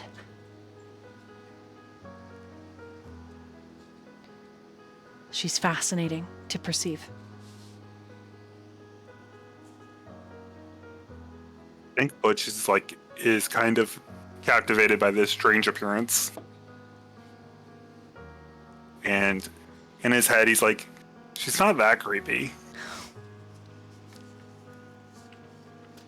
But he also doesn't want to just, outright say it. Is he staring at her? Oh, he's making direct eye contact. She turns her head like the clicking of a doll that hasn't been moved in centuries, and her eyes look at yours. And all of the butterflies still, as if they're being told to hush. Quiet in the library. And it's a breath taken between verses and then a whisper.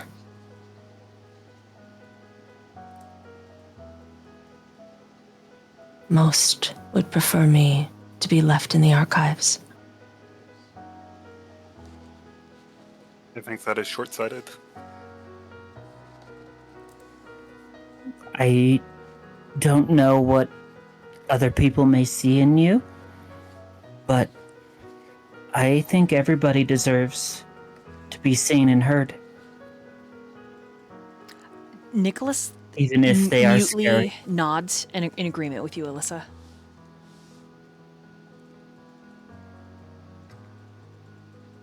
You are in a safe place.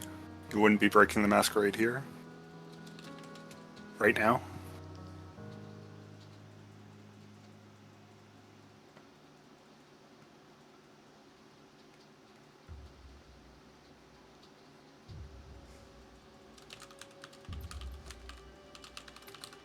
Vincent's seeing Go ahead.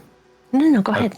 Vincent seeing Nicholas on the edge of his seat, more riled up than he's seen him, would want to insight him. Okay.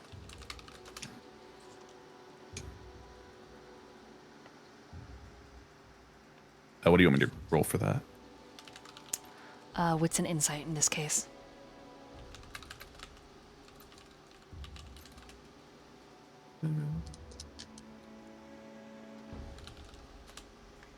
That's 4 sucks.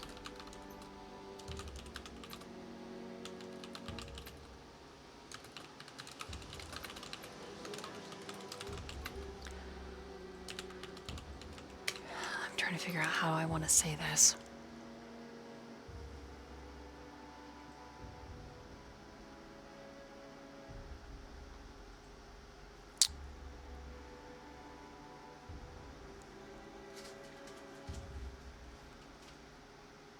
Do you want me to message you sorry. No, it's...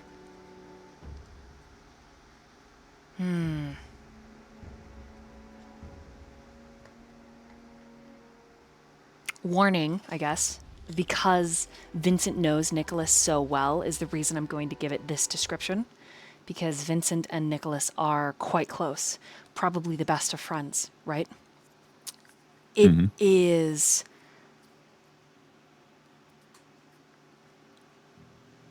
quivering arousal, laced with fear and awe.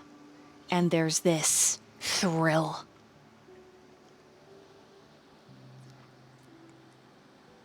With a 4, it is a love affair made manifest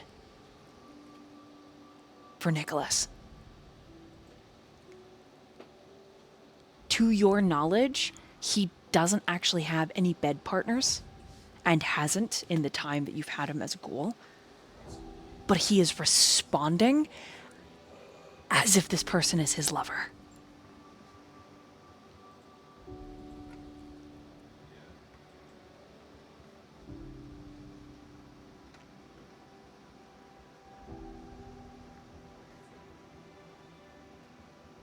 Vincent would kind of, since he's already like so close to Nicholas, would just kind of lean in a little bit and be like, come on, man, go ahead and say that you want to see them.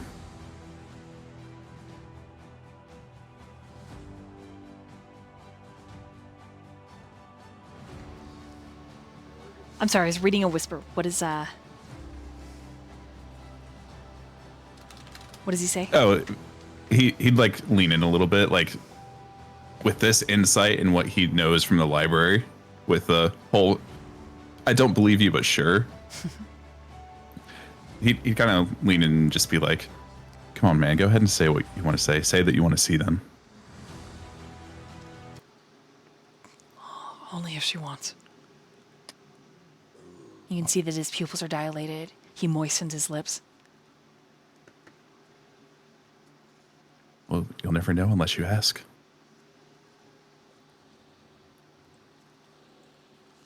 I will respect her wishes.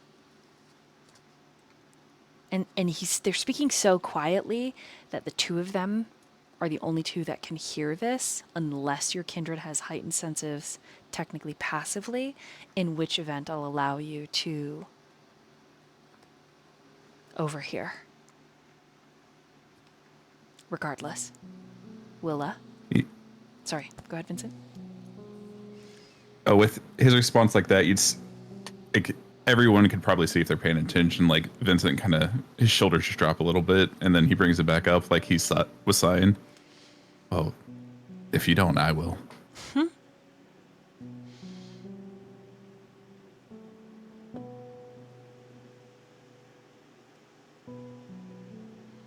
Willa's butterflies start to move again, and they land on Alyssa's arm, and then they land on Butch's arm, and you can hear, it's almost as if it's echoing in your head.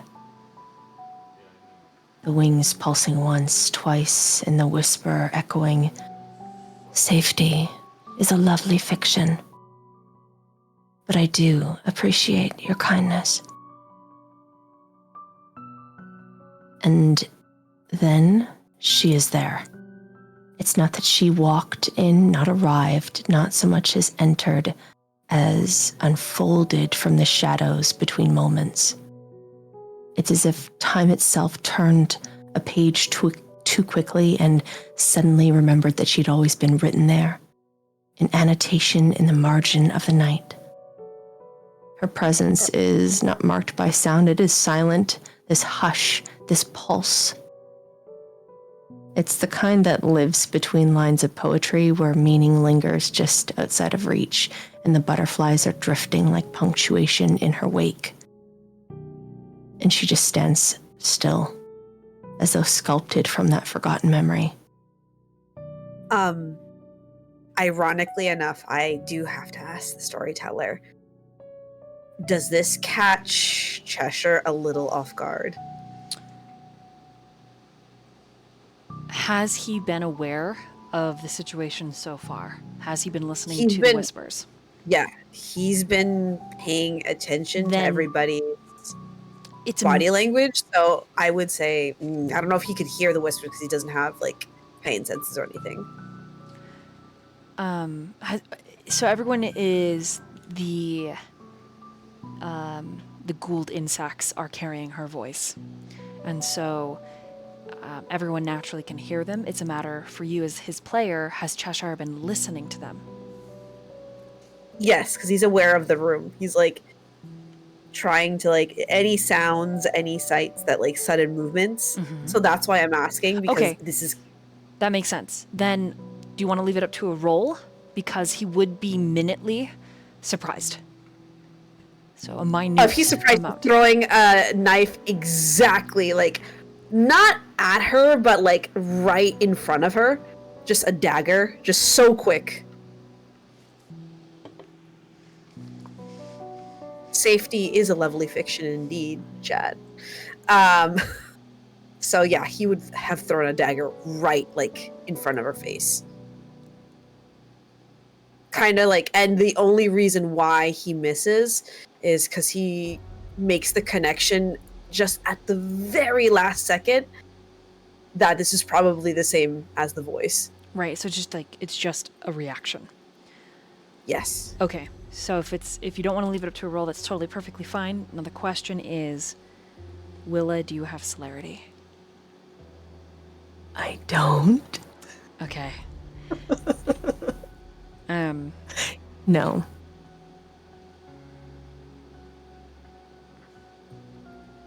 No worries. Okay. So then,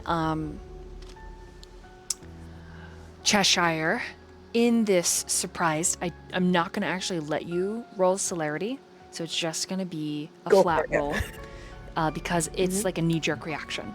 So I'll have you roll a dexterity and a...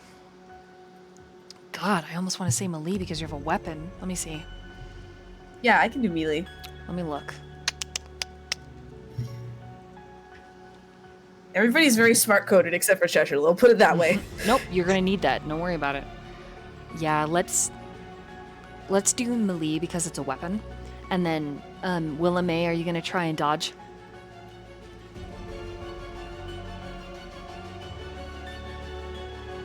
I would say no. For some very strange reasons. Okay. No, I got you. You know, yeah. Jesse, Mm-hmm. would Elyssa be able to react? Yes. Yeah, she's gonna put her hand in the way. Okay. Nicholas is also getting in the way. But you are naturally faster than he is. Yeah. Okay, so what'd you get on that dexterity So and melee? Do I add celerity to that as well? Mm-mm. Okay. There's a All right. card. There's a Streamlets card. Oh, there's a card. Streamless card. Mm-hmm. Minus dice played for Cheshire. Oh. Okay, I see what it is. Mm-hmm. All right, what do I subtract? I think it's one less dice. Did the Okay, that's Streamlets fine. not actually go off like it was supposed to? It didn't show up on the stream itself, Oh just in no! chat. Oh no! Oh boy. Even with the minus dice, I still rolled pretty fucking good. Not great. I could have done better with the extra dice. But I look forward to it. Yee, which roll? Which roll? It was a 5. That's actually what I got too. That's also what Nicholas got, is a 5. So, Rollies. it's a mixed bag, essentially. So Nicholas gets in the way of Willa, and then Alyssa's hand shoots out because she's a kindred. So even though she's just a baby, she's still a little bit faster than Nicholas. Vincent leaps across the table to get in the way, and he's like sailing through the air. But Alyssa's hand shoots out, and she catches the blade. However, instead of catching the hilt, the knife stabs into her palm. It also Take it. strikes a lunar moth, killing it instantly.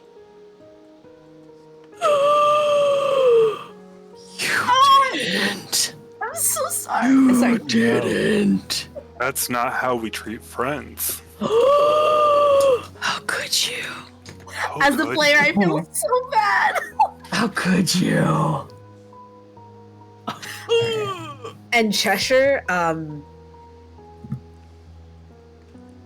doesn't look remorse, doesn't, as if not regret, doesn't flinch at the blood or at the murder, just looks at you Do I name. take damage, Storyteller? Yep, 1 superficial. Actually, no, because it's 5 and 5. When you pull it out, your blood, with a rouse check, it's gone.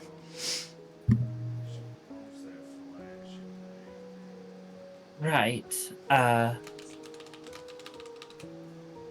Which will- understand maybe you're scared. Looks at Cheshire.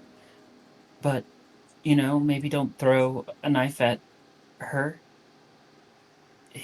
Sorry. And then she turns around. She, her, or do you go by another pronoun? She, her is fine. Thank you. She looks at Cheshire. You know, when you hurt them, I can feel it too.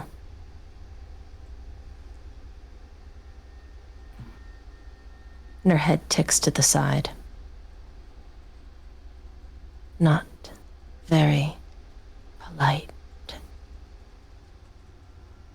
She emphasizes each word as if there is punctuation. It is creepy. It is like a breath from another lifetime.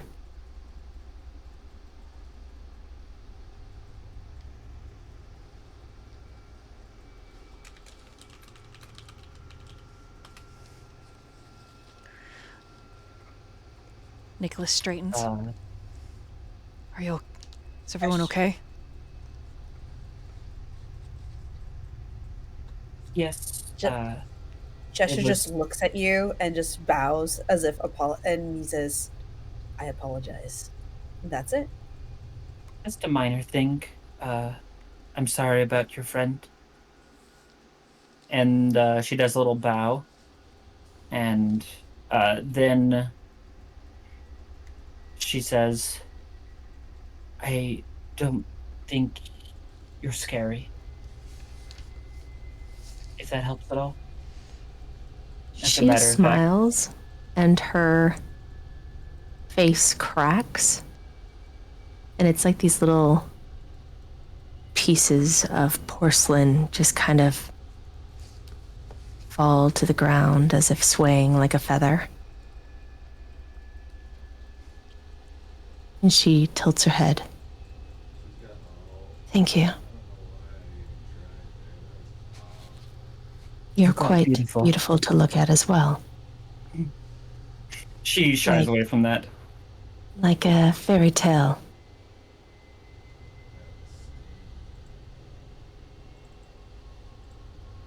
Your hair is nice.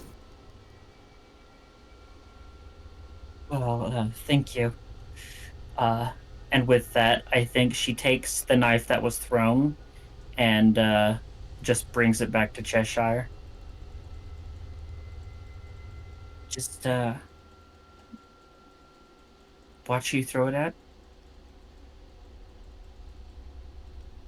Eyes almost pleading that Cheshire think before acting. There is absolutely no remorse in his eyes. He just takes the knife and just bows as if. But there's no remorse. And you know he would do it again. It seems perhaps I have startled you. It was not my intention. He's talking, or she's talking to you, Cheshire.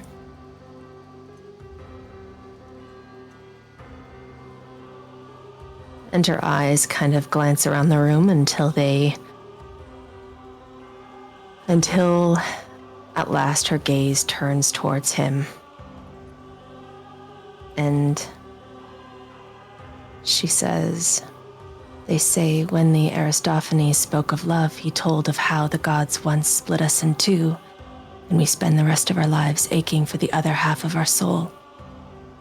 You see, Socrates called it madness, divine madness, to long for what once was part of you. And with this low bittersweet bow of her head, she whispers, "And so we finally meet. Milo." She smiles, or he smiles at Willa. Willa May.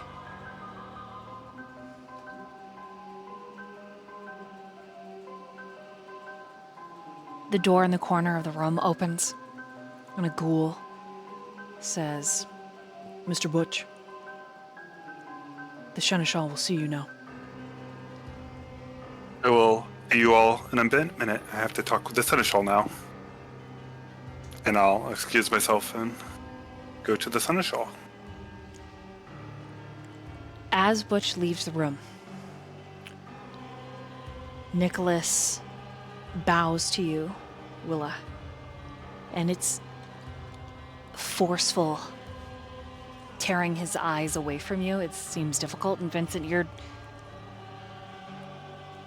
strikingly aware of what this means for your ghoul and his response and how he feels. It's a little overwhelming to witness, actually. Part of you, the part of you that is the beast, wonders where his loyalties really lie for just the briefest of moments. And then Nicholas politely backs away, returning to your side, which relieves some of the beast's gnawing. The coterie that is still in the main chamber, with the corporate style sitting arrangement. Any more roleplay?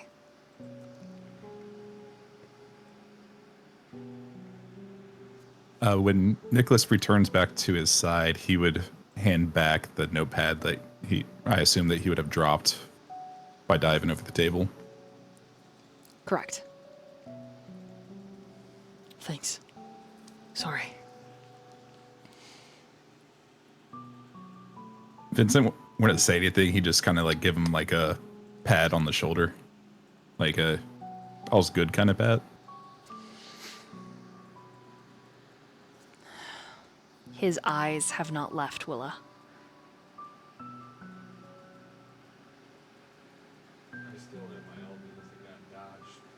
She is still kind of standing, and she'll move forward, coming towards the table to take a seat.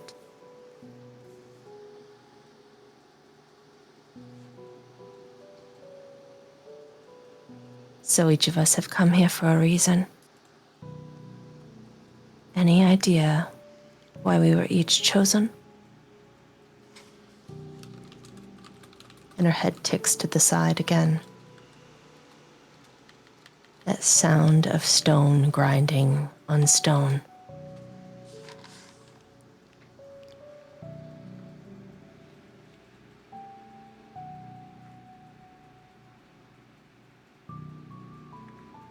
I don't know about everyone else, but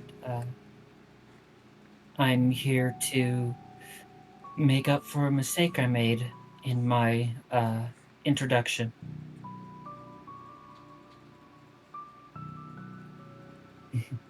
I got angry on the behalf of a kindred who was being mocked, and in a moment of anger, I poured my drink on the other's head.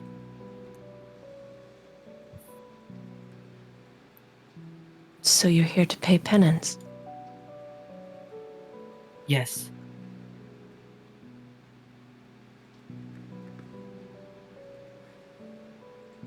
That is noble. And the man who left, Butch, as far as I know, he's a private investigator. So that might be the reason he's here. Definitely someone of value.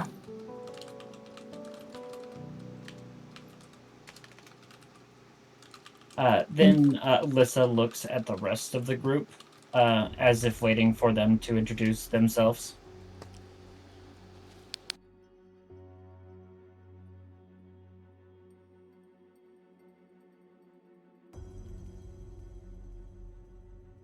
Willa's eyes turn to Nicholas and Vincent, still unblinking. If you look in her eyes, it is just marble. No pupil, no color, no blinking.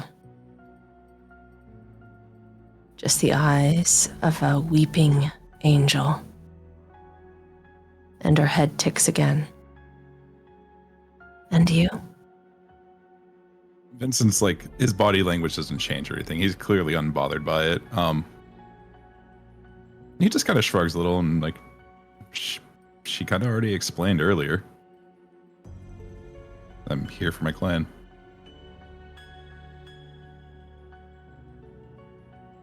Such an important clan you are. What is your story?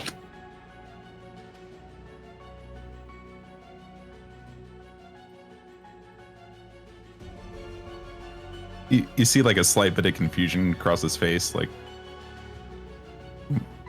what do you mean? What is my story? Everyone has a story. I just wanted to know what yours was.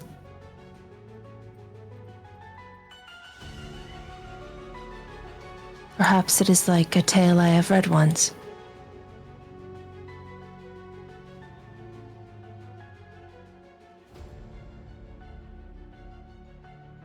It's possible, but it's not a tale for right now.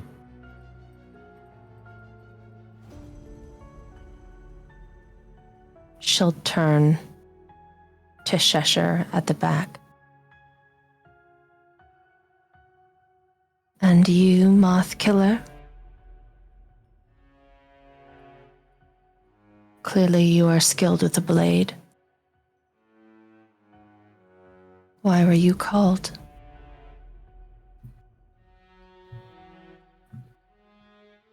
To be of service.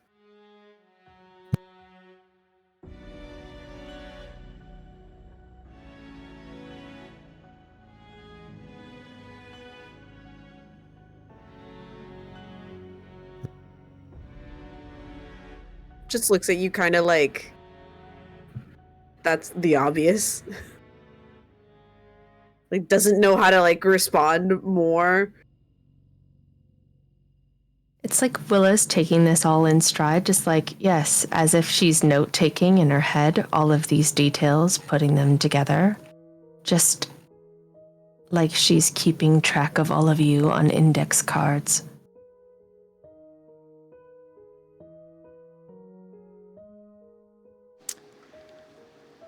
This whole time, Nicholas at your side, Vincent, has torn his gaze away from Willa May, and he's taken several pieces of paper out of his flip notebook and some what he calls pocket paper clips. He also has a pocket protector, pocket pen, pocket tape, pocket knife. It's a thing. He's a little eccentric guy, but he's created a makeshift coffin where he's laid the fallen lunar moth into. And he stands. And he moves around the table cautiously. He is a little afraid. Cheshire's looking at him with the weirdest look. Okay. Like, there's that sense of emotion for something that's dead is very foreign to Cheshire. Okay. So, roll a d10 for me, please. Or just roll one of your vampire dice. 2. Got a 2? Yeah. Okay, it remains foreign, but fascinating, Cheshire. Even as you watch this elegant, tall yet slender man approach Willa with fear, but thrilled interest. almost unblinking, and he holds the paper coffin with the deceased moth out to her. There is a tremble to his palm.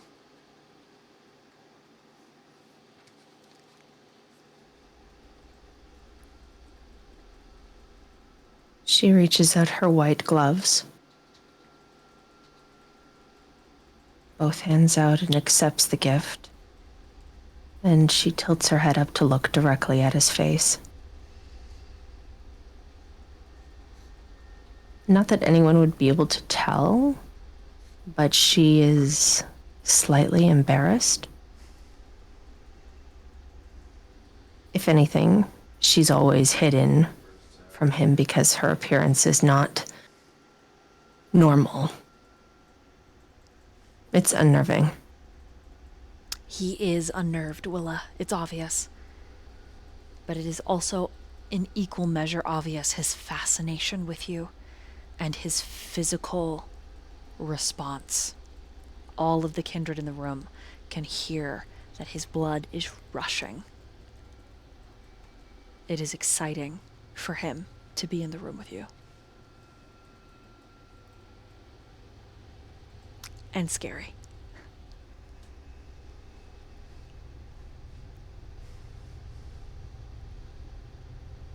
This is for you. I'm sorry. Cheshire is just looking at him like it's kind of like a snack, right? Mm-hmm. Like such a foreign concept, and it's kind of it kind of looks delicious.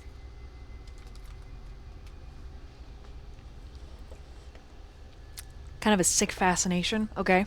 I'm imagining it. Yeah, like he doesn't know how to feel, so he's like, clearly I must be hungry. That's what it is. Okay. Okay. Again, Nicholas retreats. He's not very smart. He has a 1 intelligence, everybody. I think Will is a little bit sad when he walks away. He returns. Like she kind of looks at him, and it's, once again, you can't tell because there's no movement in her pupils, and she just stares, but it's in longing. What it would be like to feel touch without falling apart.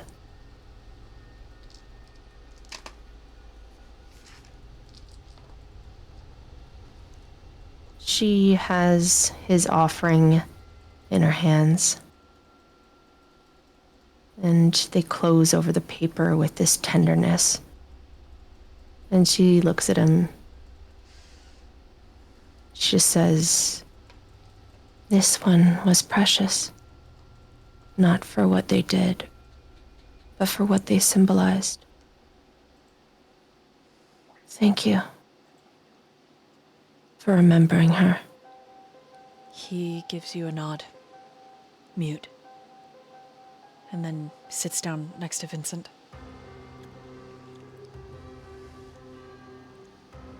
Vincent, your ghoul,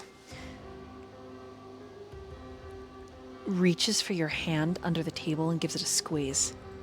There is so much adrenaline and panic running through him that he's just looking for a friend. His best friend. You. Like he's... Vincent would take his hand and like match the presser. He's on an Squeezing back. emotional roller coaster right now that he can't... It's almost like he can't keep looking at Willa, and it's effort for him to pull his gaze away because there is so much pressurized longing that's being released.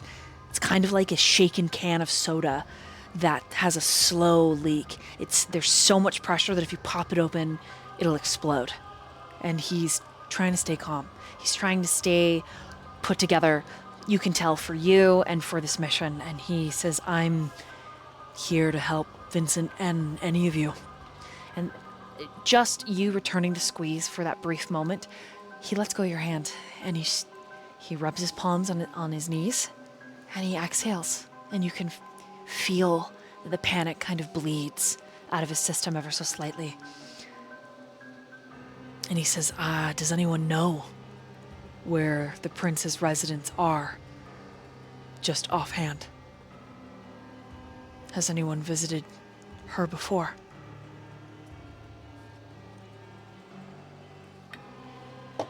That's a good question, Storyteller. I was going to say, is it safe to infer that Vincent has not if Nicholas is on no? Correct. Okay. It's up to my kindred. Would you have liked the possibility? If so, I'm not there, but I feel like Butch would have been summoned once or twice for a mission. I think Cheshire would have just been there as accessory. Also, very much staring at Nicholas, like it's kind of weird.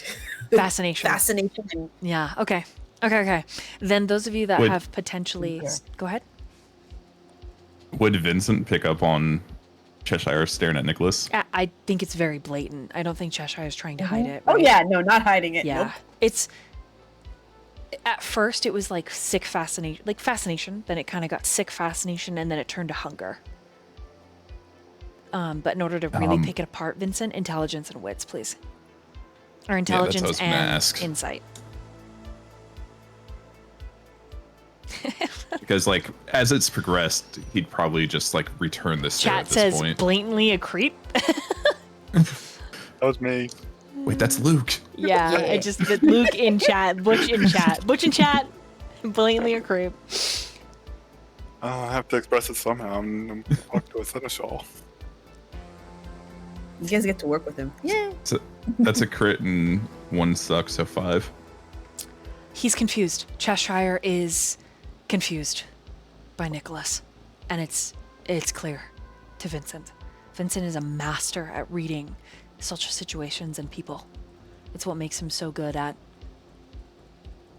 dominating the conversation, so to speak.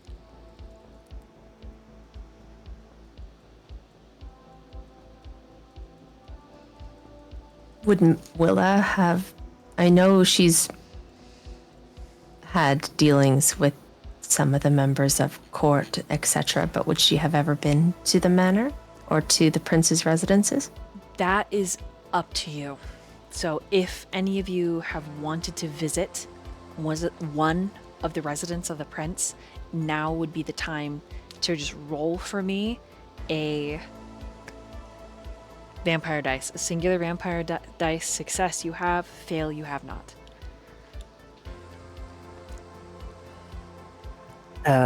I haven't.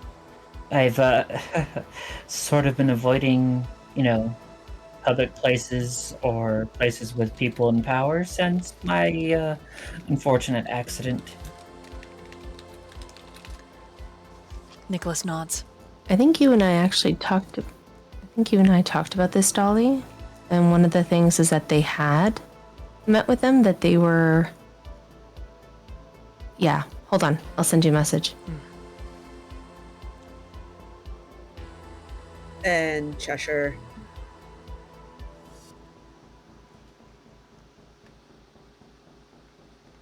Let's just say, like, he's been reactive this entire time, and for this is the first time he takes a little bit of initiative. And he's like, I have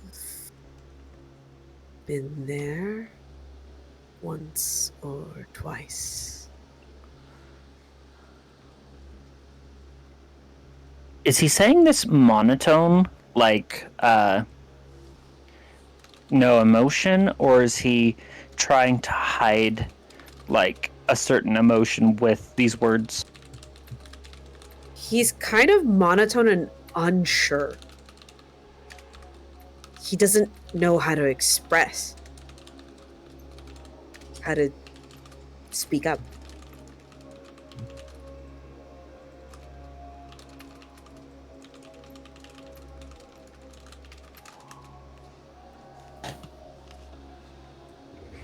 Could you tell me about it? Nicholas nods. It's good that you have. I agree with Miss Elyssa. It might give us the upper hand. I only ask because I wanted to verify a rumor, if I may. And he's asking permission for Elyssa to ask his question, to be answered basically ahead of hers. Yeah, go ahead. And he looks at Vincent, notices Vincent is making a little bit of direct, maybe slightly uncomfortable wall-eyed eye contact with Cheshire. Because Nicholas hasn't picked up that Cheshire is staring at him at all. So he does a double take between the two of you. There's a silent communication of just okay, why? And he's looking at you, Vincent, while he's asking the question of Cheshire, but his face is telling you, Vincent, what the heck? Okay? So he asks his question with that expression, right? One eyebrow raised, the other squashed down. I heard a rumor that the prince's main domicile was quite trapped. Uniquely so.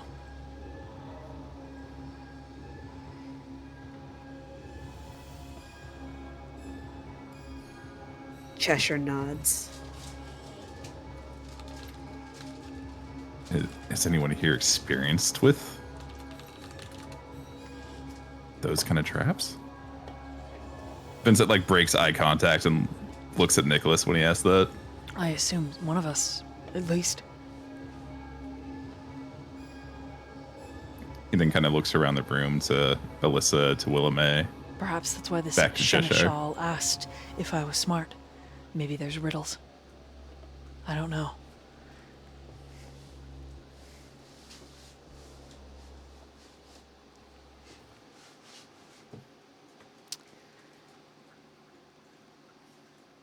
And I think that is where we will meanwhile.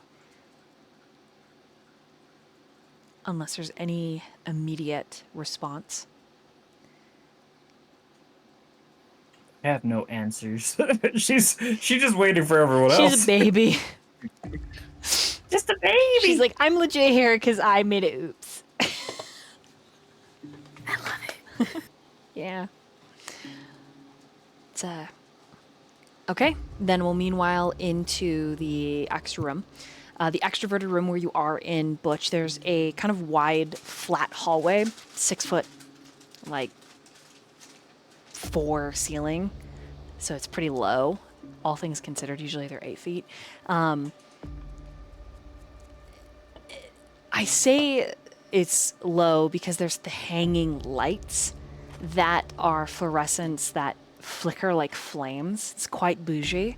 The ceiling itself is the natural 10 feet, but the hangings of these thin and then wide fanned light fixtures, not fans themselves, but just dark gothic bougie lights just hang really low. Several ghouls have to weave in among them or smack their head.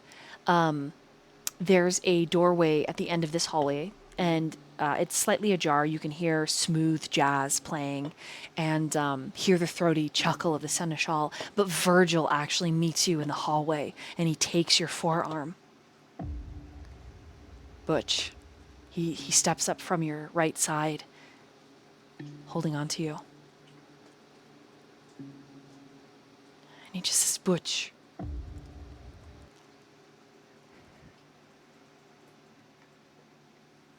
Yes, Virgil. I wanted to say you looked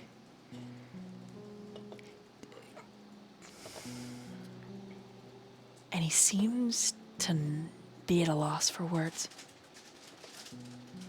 You can see on his cheek where there is a bit of a scuff on his perfect skin.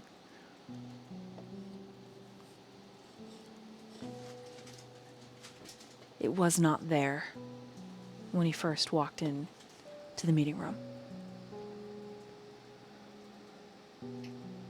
Is it? I'll lick my finger and kind of wipe at it. It's a bruise. He winces ever so slightly. All brown.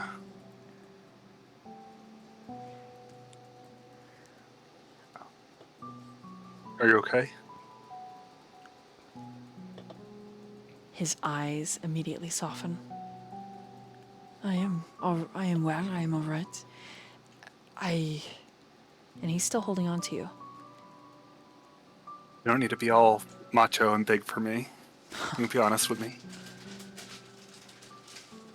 It only stings a little.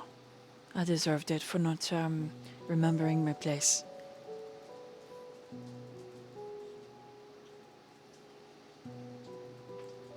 But I am trying desperately, which is a very ugly look on me. Desperation and I don't mix well. It is like oil and Vicks. I know. I've been waiting so long. Been too long since I had last seen you. There's a bit of surprise on his face. You looked at me earlier in a way I wanted to know what it meant. Have I displeased you in some way? Why did you bring that blonde boy with you?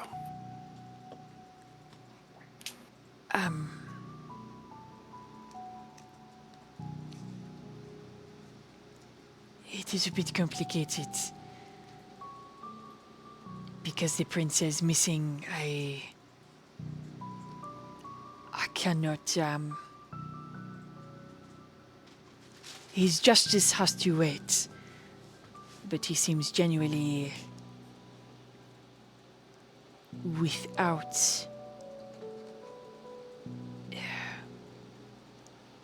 He is unskilled in agency, thinking for himself, moving for himself. I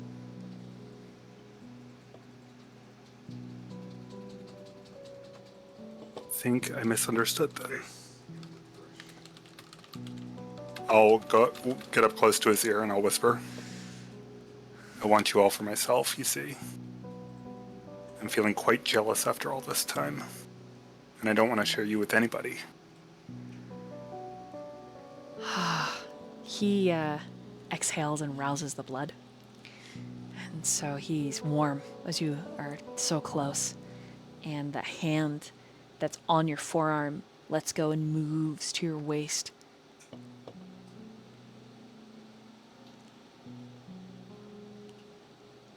I have never been with only one person at a time, but I am loyal.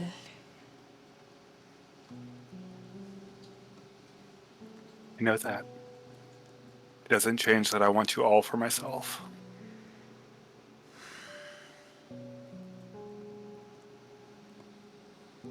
I don't know how forgiving I'll be to any of your other lovers.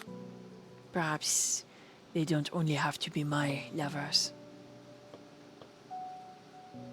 And he's gonna be blatant, and he's gonna move up, one leg stepping between yours, and kiss the underside of your jaw. Perhaps it could be yours as well.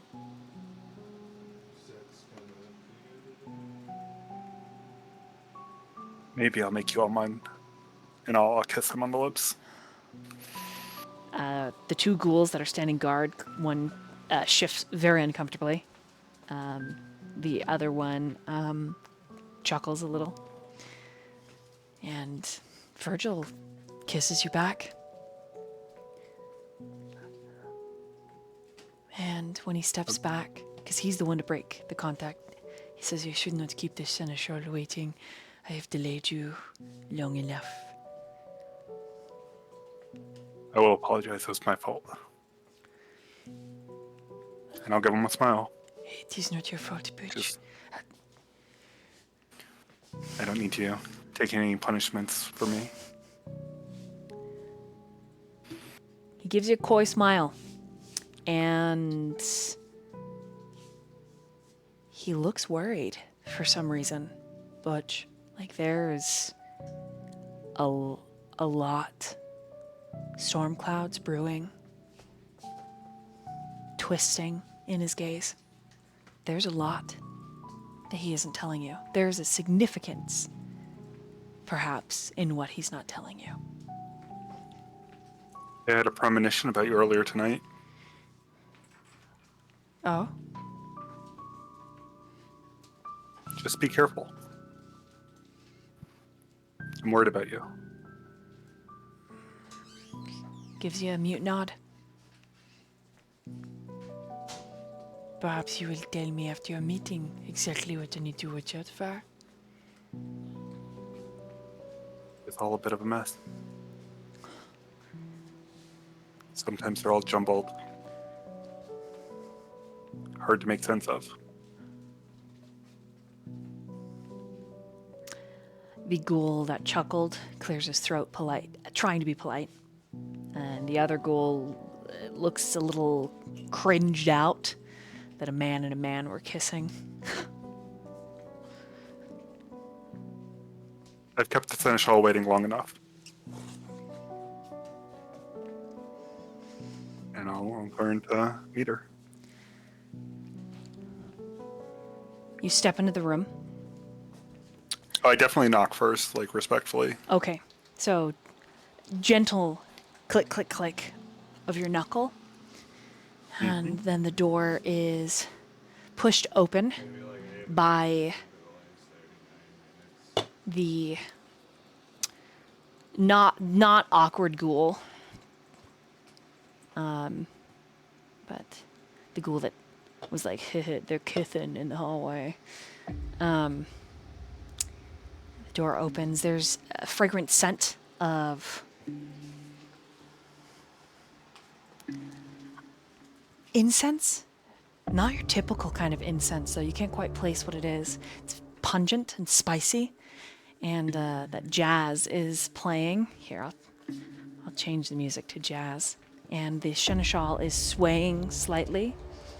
She has a wine glass in her, a wide-bellied wine glass in her palm with a thick red liquid.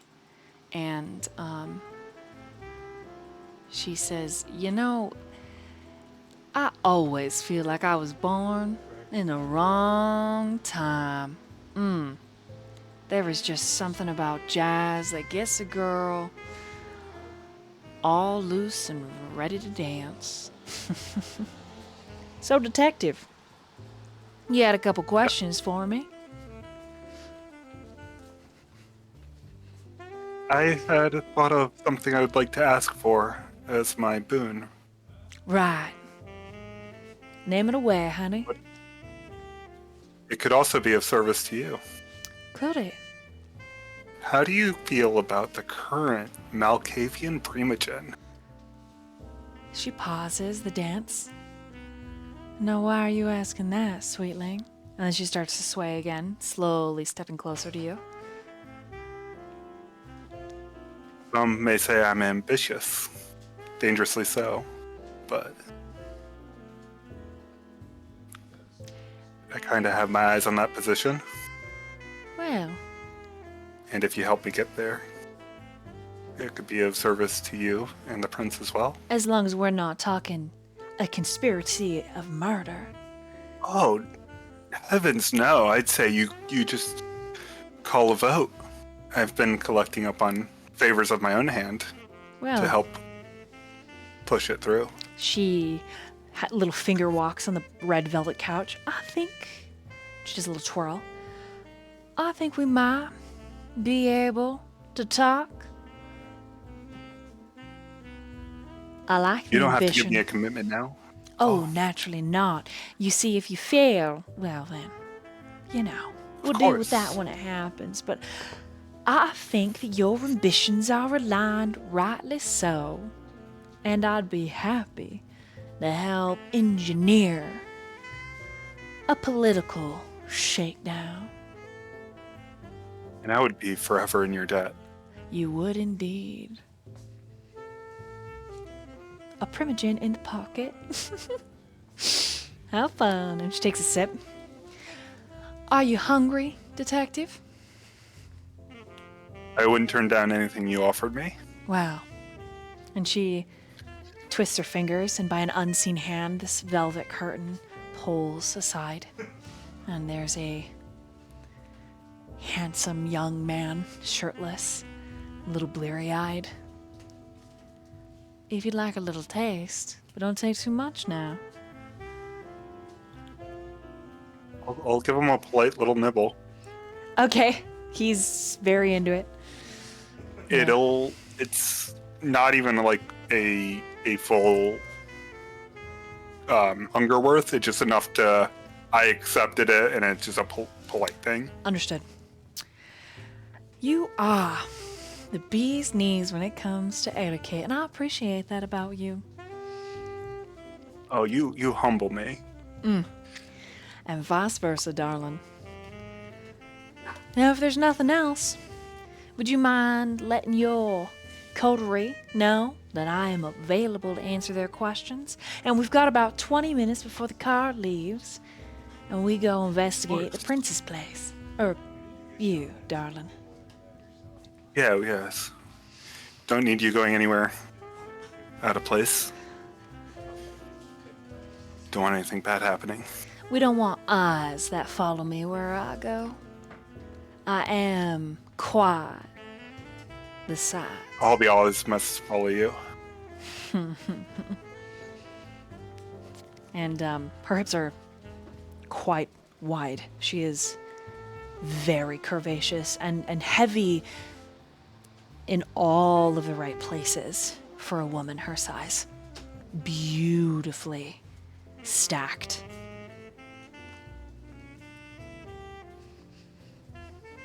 And she's just swaying and dancing the music, sipping her little wine glass. Gotta say, I do admire the music. My favorite time. I think that's why I got a soft spot for you.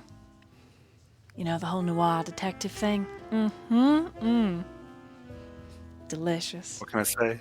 Just my favorite time as well. Are you all right, detective? Slipping into more personal matters. I'm hoping things work out with me and my lover. Oh, I hope so too. I'll pray for you. Bless your heart. I don't know how much I believe in God, but I'll accept any help I can take.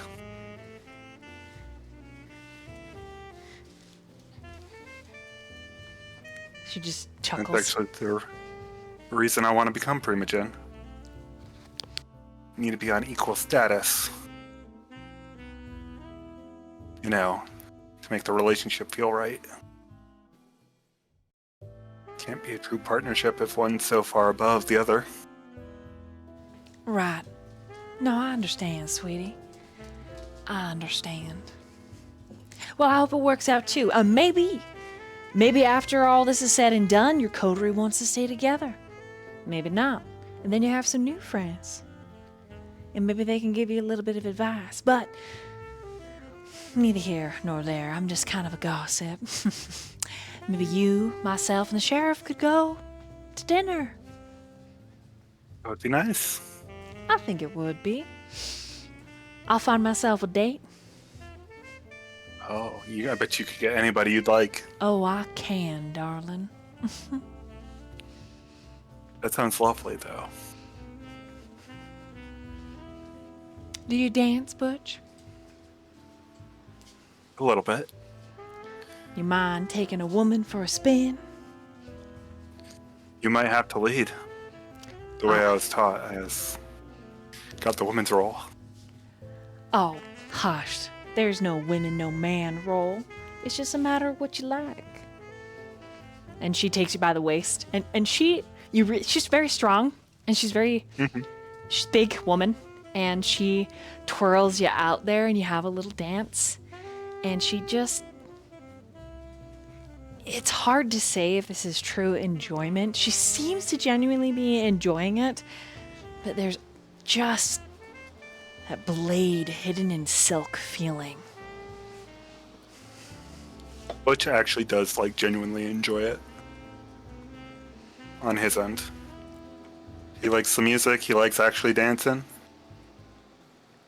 He might be thinking about a different partner, but he likes dancing. So, towards the end of the dance, she pulls you a little bit closer and says, Butch, there's Yes, ma'am? something. Since you obliged and gave me a dance, I'm going to give you a little bit of a boon early.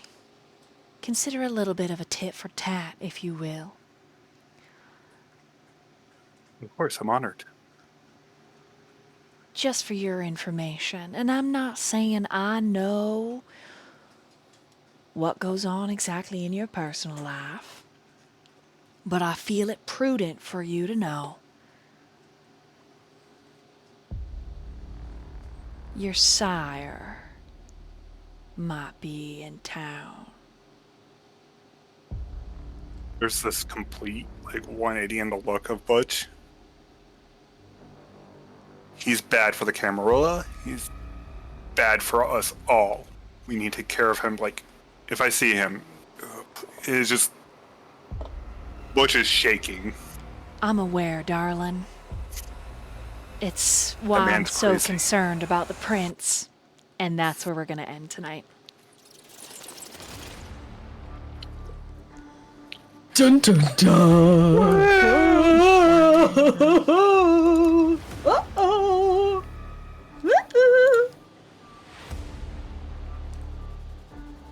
Why your daddy gotta be crazy? Why can't we? Perfect. He's the worst. I just gotta let you guys know.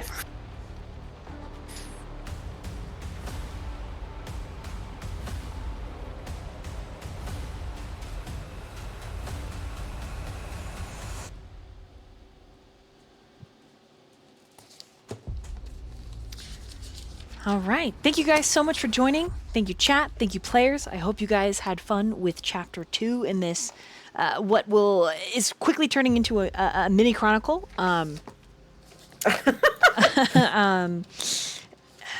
As it so often does. It so Every often does. time. But the story Okay. deserves to be told how it unfolds. So I hope you guys are enjoying it. I had a blast. It was really fun to see you guys roleplay together. And we'll be back with more of the unclaimed chronicle in May. The date we have set. Going Yeah. up for it. I will be much more settled at that time. So Yeah. Long scroll. weird. In your time zone. Weird. I know, it'll be great. It'll be so cool.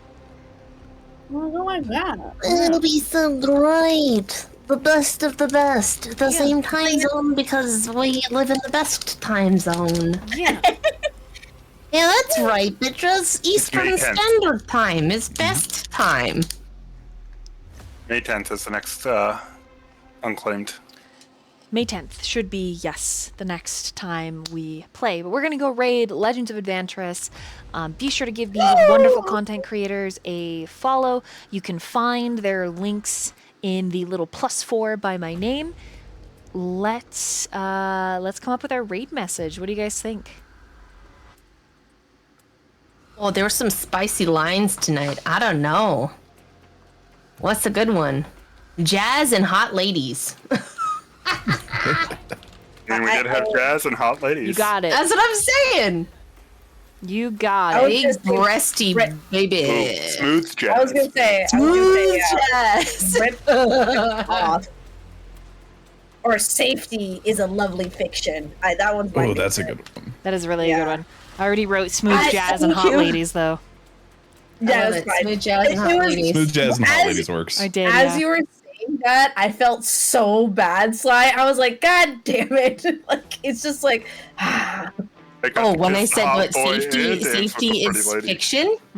Because like it's such a beautiful line, and I was like, I know exactly with what you were doing, what Will's name was doing. I know exactly